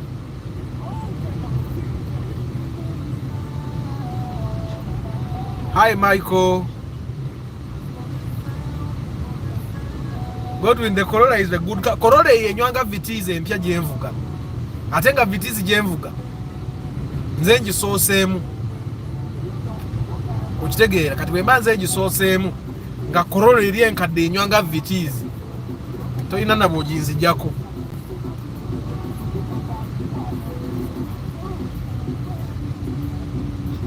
Today our roading it's busy. So anyway, discussion ndo zateyawedde naye manyi wentandika okunyumya nveeno nengende nendo kugiranga nerabide kinatandise nakyo bana nyina abantu abampereza banayi WhatsApp nerabira okuziddamu ngenda kuziddamu zonna bwe ntuuke waka bwenti kyengendo soko okukola kwe kuddamu WhatsApp messages zamwe mwenna. No, kyengendo soko okukola kutera abani filimu zembaletedde ku flash ziteke mu TV baleke nga baziraba then zire mu messages zamwe mwenna. Then aonange ndiraxing enda beko filimu kamu tulina fene waka nyina okulya ku fene lwakuba bwe ndia fene olweggulo sirya kyeggulu. That's the problem. Nemulabe enguudo munaga gavumenti enare mutekoze munaba ba mitima mibi. Kuzina enguudo ze bakoze nga muve nga gavumenti ina kyetukoledde zine enguudo mwe mwazikola.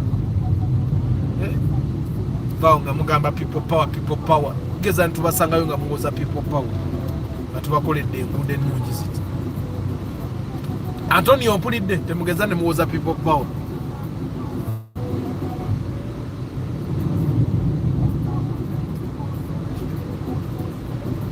When I bought my Spacio old model, I found that the fan wasn't direct, but recently I returned it to automatic. Make a cut job. Do you seriously think the person that put that fan on direct is a stupid man? Put it back. Put the fan back on direct. When to monone motoka. Emotoka hizo waya hii achamuka ko. Niba mgamba jize ku direct. Mwe. The one thing I realized, omuntu wakola ebintu betaba musiru. Ochitegera. Kandi nabagamba ko Outlander, the Outlander we repaired nebagano tusasu. Emotoka yali echamuka. We put the fan on direct. As one of the remedies, we put the fan on direct. Katoleja genda agule emoroka ajije ku direct ajiteke ku automatic. Emoroka emuchamuke ko eruzinga amani. Basumule yingi ni ochitegera. Nenga wali emoroka yajigule etambula bulungi. Nemu kwagala emoroka ebere eyo Spacio old model oldinga bojigule gize ku direct ku wagisanga baba. Kijja kuba kibinyogo okunyigira omuntu yaguze emoroka.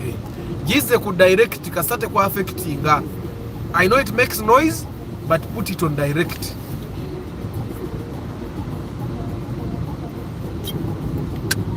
People power. All the developments you see on this road, bize mukano okuyisa. Kumulembe gwa mini mwayisanga. Mwayisanga mwe kumulembe gwa obote. Kati muyisa n'okuyisa. Muyisiza ne muntu alina kuyisiza solid line uno waloola mpisa ku solid line teri amukwatako ku mulembe gwa mini walivuza ebyekisiru ebyo. Moza people power. People power.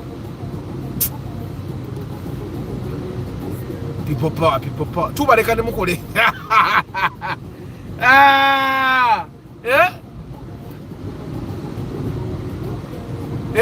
Antonio.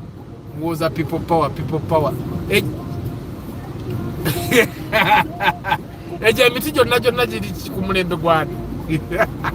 But this country is beautiful, people. Do you see how beautiful this country is? Ndasimanye era ne when naligenze mu America nali badde siwomerwa nnyo bwe mpomerwa wano. Naye bwengeza neva wana Antonio nengena mu America temudda mu kundamu. Era mujja kunsanga nga nfuse naye kakosi kanga ka mechanics ndoza nga Joshua. Nena soma kakosi kanga mechanical engineering nkamaleyo tebagita mechanical engineering automotive mechanics nkamaleyo bawano bwengene mu America mbanfuka mechanic nzigula obuguzi workshop. That is the more ziliko kanika nnyo customer nya spanda jedda no bane diagnosis machine ngofuka mechanic ngofuna chihoro kiri awo garaji z'abazungu zisanyusa teri kwogera na muntu mwegayira mpaka space wano ng'ebyaffe ebye Uganda. Banaye mumpakanya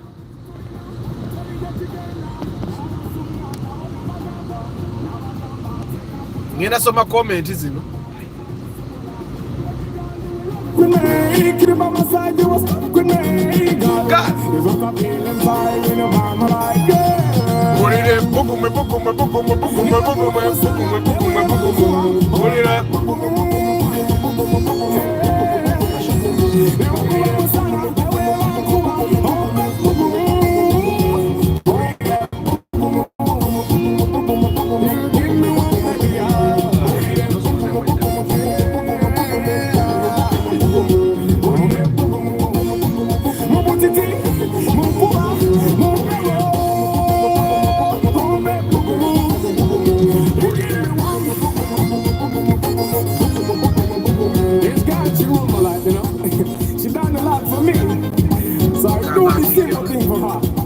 She give me one, everything she do give me one, you know.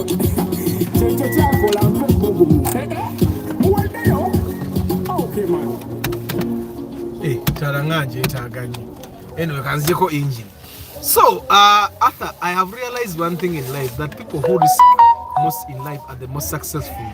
What called simple could be your area of success, especially if you love what you're doing. True, by the way, God win. Every time you risk, you either lose a lot or you win a lot. And when you and you win a lot, you'll be one of the few that win. Which together, during the times when Champion Gudo was his bodyguard.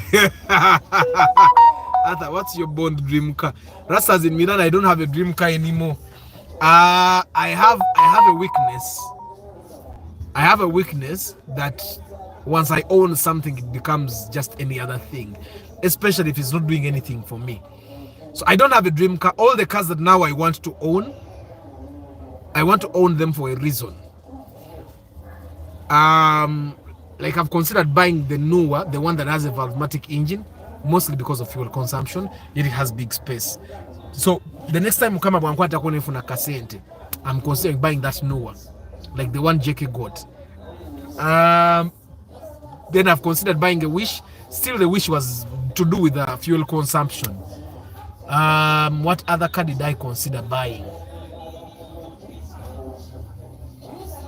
I've thought of a drone, but the drone mostly for the work I do in filmmaking and theater, because the drone does. I think those are the three cars that I've considered buying. I don't think I've considered buying any other car. All those other cars, it's just cars. You get it? Like the time we installed the Android radio in the other Vits that I had. Then we sat there with my cousin and I told him, but the feeling I got, okay, it's like, now I've installed the Android radio, then what? Then I looked at it and it was just the radio. So for me, a car is just a car. It's a tool. So I don't really have a dream car. I love cars, definitely. I love cars, but I love cars because they are too powerful for us. They can do stuff for us. They can make life, like, if my wife hurts me, I can drive my car and it won't hurt me, and I'll drive away. But we are still dating in the early stages. She dating and Mama Aban. She would say I love you and I would tell her I love my car. I don't know FB155J. So I think, but my love for cars came with what the cars can do for us. The cars can do so much. As long as you take care of the car will never break your heart. As long as you take care of the car will do whatever you want. The car will not argue with you. The car will leave cars alone. Walide owa bakasente ka federation. Joshua, nze ku omutwe gwange omunene. There are things I don't think I can ever be in. Joshua, me nze nyina omutwe munene. Like yesterday we were arguing with someone in the film industry that thinks he knows. Guy alekanira waggulu nnyo ojo mubuuza ekintu ngampulapo n'akireekana ensi yonna ekiwulire nti akigambye. Kati yatuuse ng'agezaako okunsomesa ebintu zaate bye nninamu specialty. He was trying to teach me how TVs expand, how TV stations grow. Ng'ali mu kunsomesa how DSTV brought Pearl Magic, then Pearl Magic Local, then Pearl Magic Prime, ng'ebintu abigattagatta. Nemugana ebyo yogera asa toyagala nkusomese, bo toyagala nkusomese nkuviiridde. And he's one person that bebamukubakuba ebikono. They can fight you until you go down. So there was a time that people were fighting the cafe in there. It's one of the reasons why the cafe turned out not as good as I wanted it to be, because we had to change things. Ngatumazo kola script we tumazo submitting natuga mu demo episode ya 20. Which it's just in my head though. I think it was part of that. They can fight you from in there. They have a clique of people that kind of have influence, and I don't know how to kiss ass. Nzenga Arthur, I don't know how to kiss ass. Now every person that is going to get money from the federation knows how to kiss ass. Gucho manyanti, there is money that you can't get unless you can kiss ass, and I'm not that kind of person. You know mtu munene.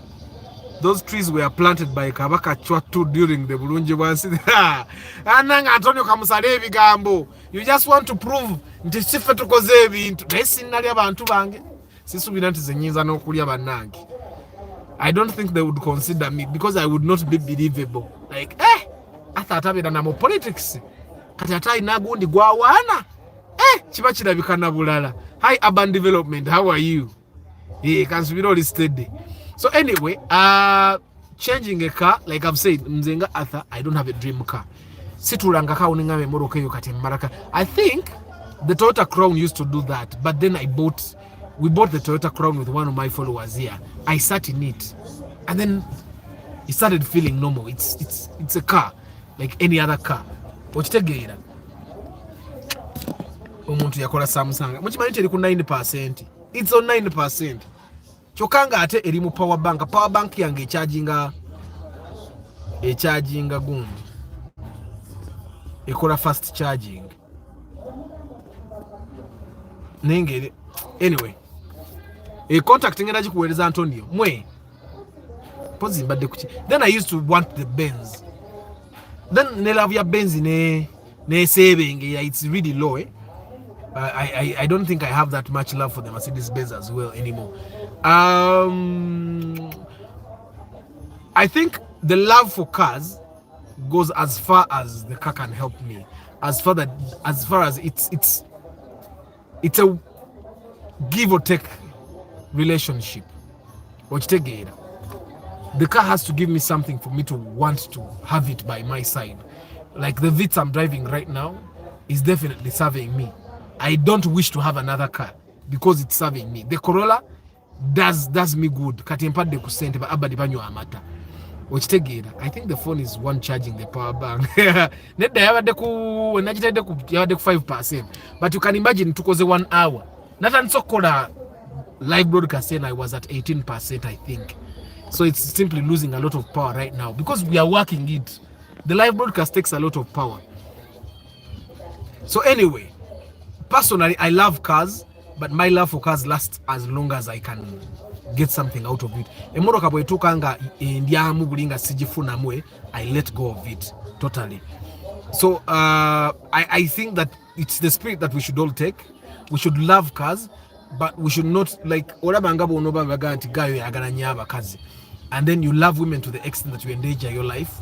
Mutandika okubanga n'ekikazi ne bwe kiba ne sirimu olumba bulumbi okitegeera as long as kiina amabina ng'ogenda bugenzi okitegeera you're starting to endanger your life. That should not be what happens when you love a car.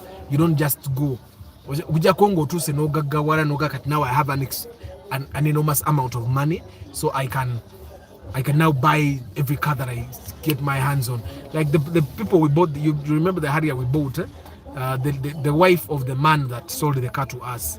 My husband loves cars. He just keeps buying cars. Whenever he goes to Dubai, he comes back with the car. Whenever he goes to Dubai, he comes back with the car. So there are people like that have a lot of money. So they just keep buying cars. Like the money we paid, some of the money went to their account. Then the other money they shared there. It's like it wasn't really that much money. So there are people like that have a lot of money. They can just buy. But before you get to that level, the batteries and deco. Sigenda kwesiriwaza manye ebintu ebimu tulina okuba muleka common sense oyinza okwesiriwaliza emoroka ogenda okuddamu okukuba nga tekuba. So I find that we need to also consider where you're coming from and where you're going.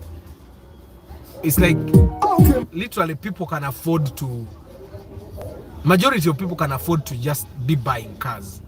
Noglo moroka bwaraisi nga bonna ne bubeera waawo okitegeera. But everything, there are things that nga buli bw'okigula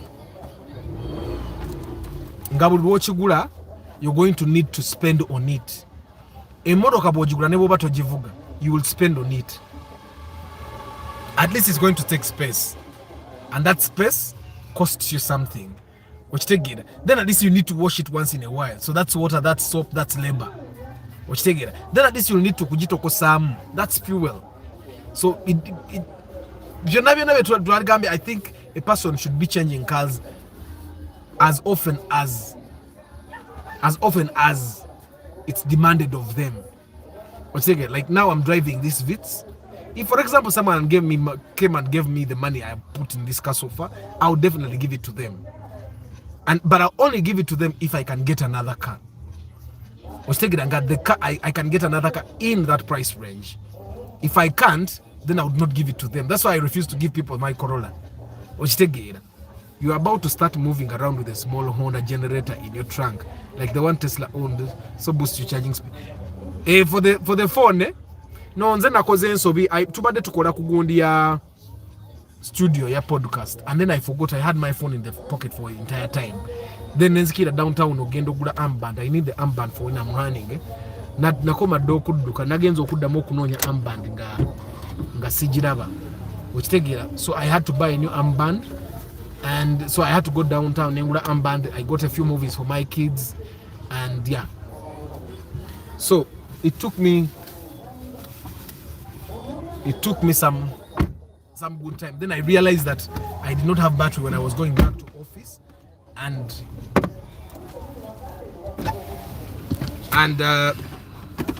by the time I realized that kambaze kubala mulabe kubulya lyettaka kandi bemu n'amataala.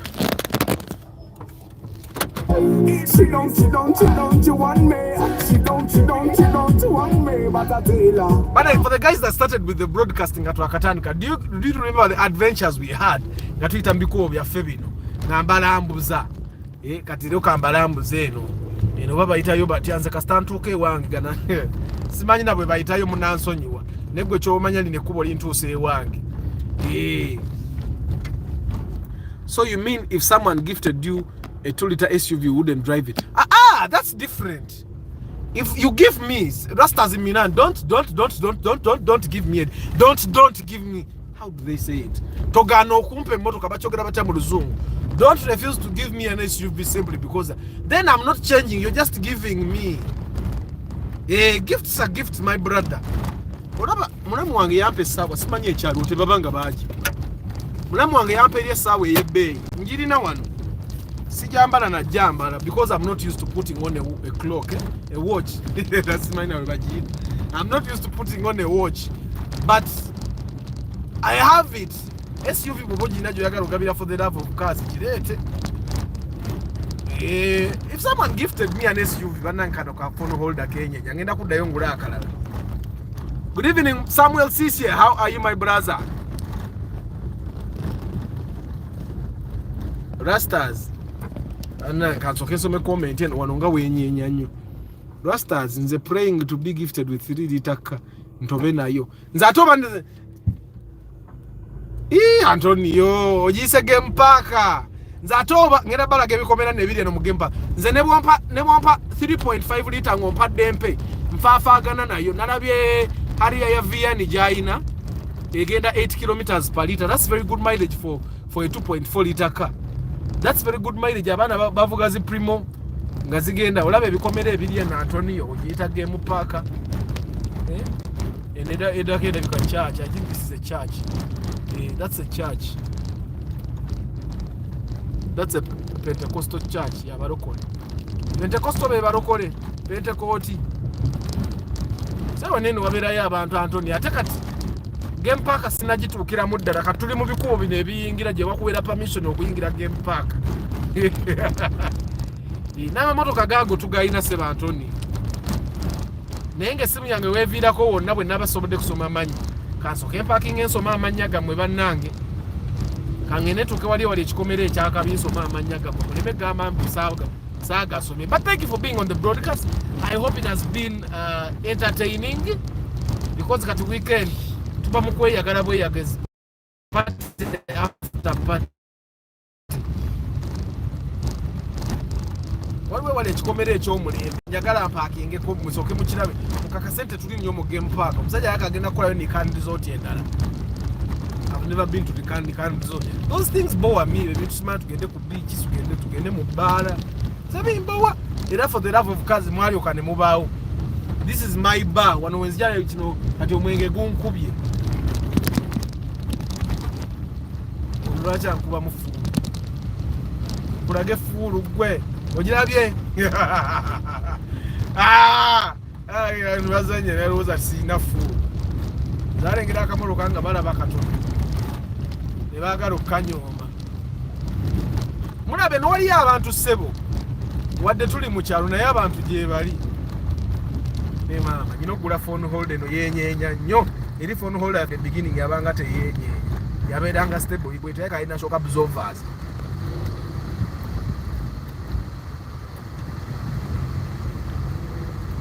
N'amasannyalaze gaagano gayita waffe wadde mwe mwagala ogiyita game park. Ekikomera nga tetukituukako. I want to get to that kikomera. Yes, I tell her.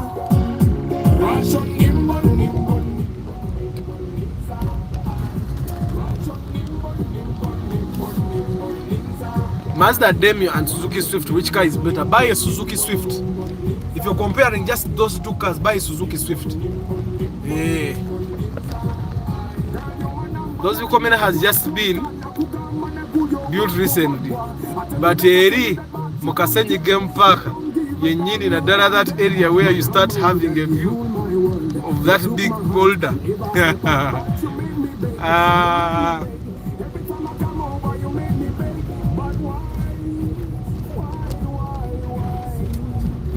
Angere kikomera kikyo nkituuse nako kyembadde njagala mulabe kituuseeko baba kikomera nkituuseeko mukirengera kafono holder kenyenya kamanyira kolansi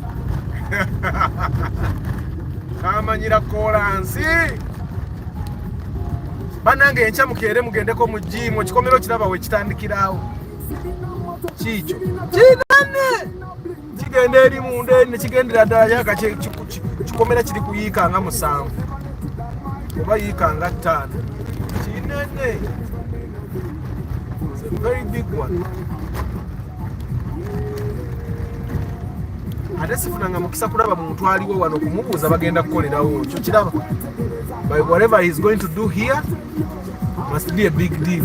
Okiraba gye kigenda kinene. Kati sebo ddamu oyite waffe Game Park kansooke mmala okusoma amannya gammwe. Amina Doviro Kia. Geti tugirabye.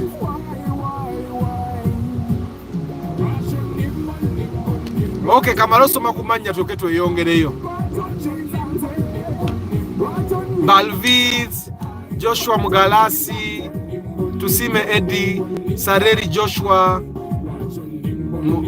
Gonza Anthony, Mutumba Pade, Cosmas Sagaba, Luirika Isaac, Hamim, Koyoyo Crispus, Lugumia Tony, Lubura Chris Fitness, Chimba Samson, Salmina, Gideon Viri, Kalunji Stephen, Mubiru Abdurrahim, Abdul Rahman, Access News Zenkanja Kranma, La Given Media, Mudope Joshua, Majwala Julius, Bukenya Abi, Friday Elia,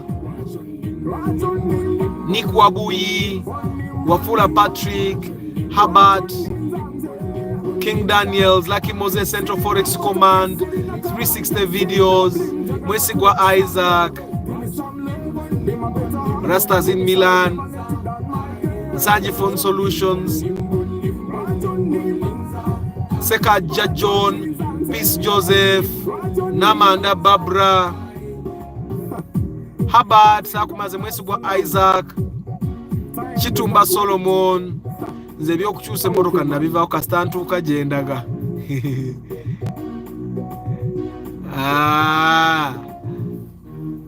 Paul Banaria, Success Feats, Aloyo Joan Jojo, Bizimana Peter, Semusu Wilba,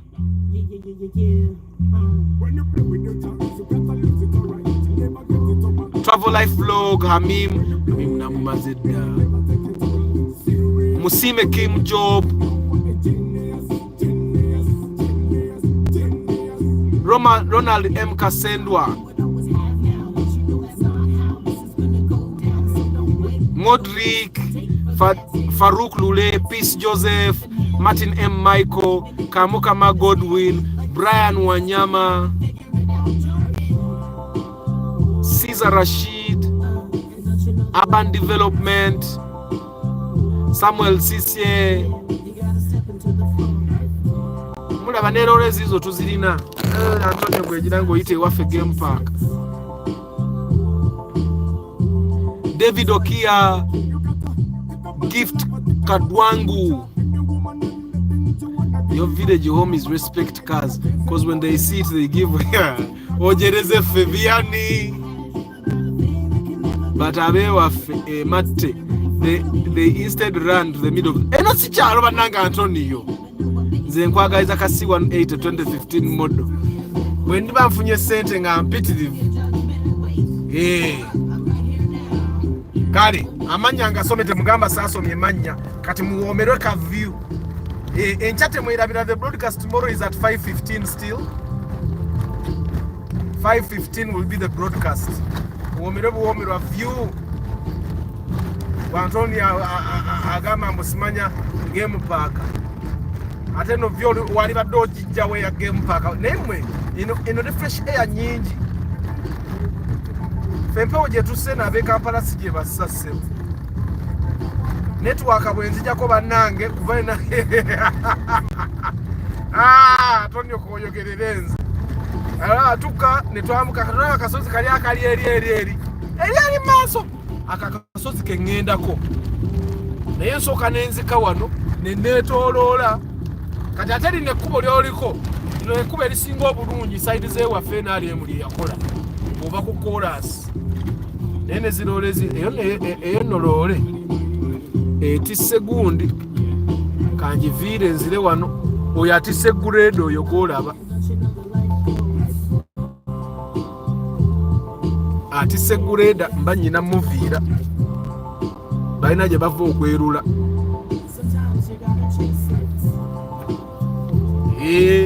manye tulina okwemanya osigala nakulubula munagamba tetulambula ggwanga lyaffe kati era no za Uganda Tourism Board yalibadde mpaka sente nkoze kinene nnyo balambuza katuli mu game park era giyita Matuga game park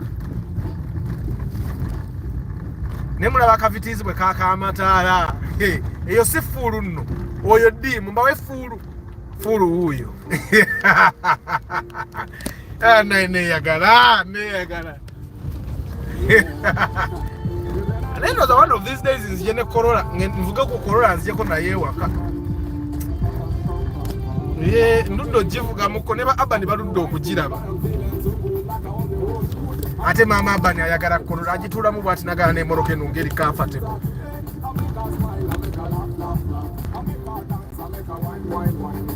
kati aba ene waffe bovuge moroka ataina AC oli enfuufu paka bwokowa I'll make you smile.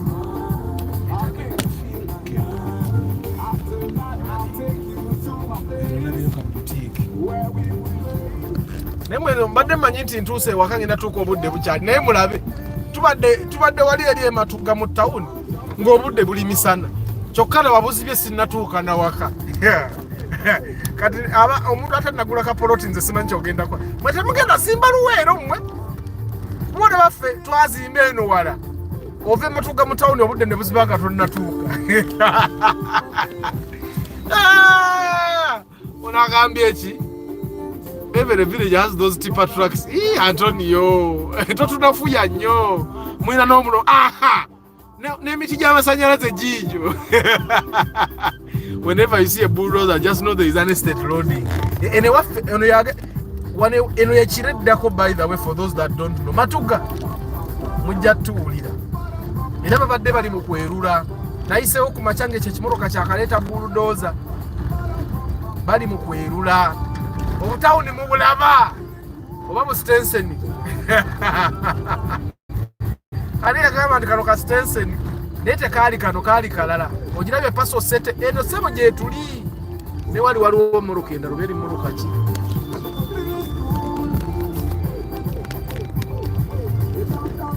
kati eno twali twakatandika oyita muline ekkubo ne tubula ne tudda eri oba liriligwawa Mukama yamanyi negwe kyomanya nze kasita manya we lyenkwata nentuuka ewange eyo fulu eyo dimu eyo fulu eyo dimu eyo fulu eyo dimu kankube fulu sasula omusolo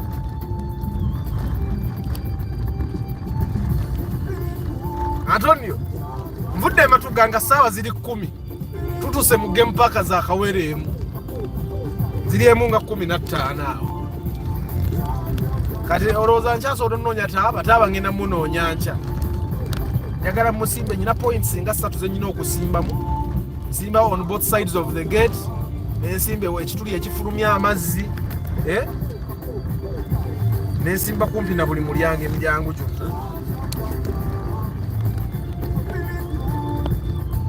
Antonio olabe twetoloola nno olusozi olwo twetolola olusozi olumu ne tudda ku bulala. Nze njayimiranga nsome comment tusasula omusolo. Imagine I was going to buy there, but instead I went to Hoima Road. You let me hope you're going to pass by Stenson. Kastenson akamu kayise. Mwalu ate Kastenson ennyo. Ogenda kalaba naye bikomera mu biraba n'abantu bena amatatu maneno olirabye. We put lighting for the road. Ekyo nakyo kikomera. Ngeno side waliyo la kwacho tekikulaze. Saagala otunafuye nya Antonio Sebo. Nekati nze nsasira abaana abatabataala mugenda zimba Luweero. Kubeeno yonna zino ploti zonna baazigula dda. Ono nkubi bunze bwonkuba fulu n'olemezaamu nga nange kigureda kiva wano olaba wano kibadde eyo mmanga eyo naye nze sijayinza kugula ploti mukakeeyo anti amazzi gabaggwerako nga bwe gava waggulu.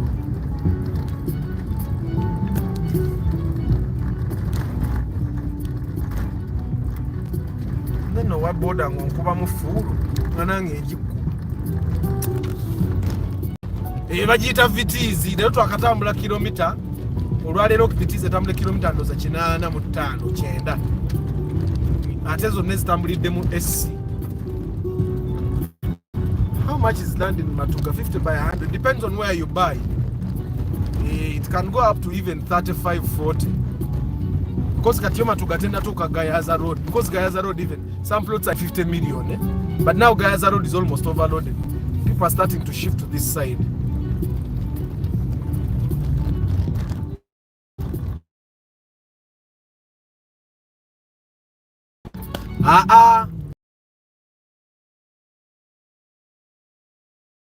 Duweya babwerere bwogula ebintu. Secondly, eno wali abantu bakuba amataffaali bayitirivu n'omusenyu. Things were actually cheap. Things were really cheap. Things were actually cheap because eno bakuba amataffaali bayitirivu n'omulasta wuuyo omulabye.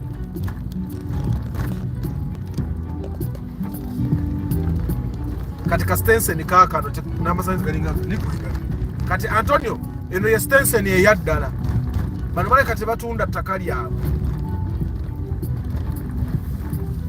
Kati wano tuyingidde estate yennyini ngenda basiibulira wano because kati eno ye Stenson eyaddala.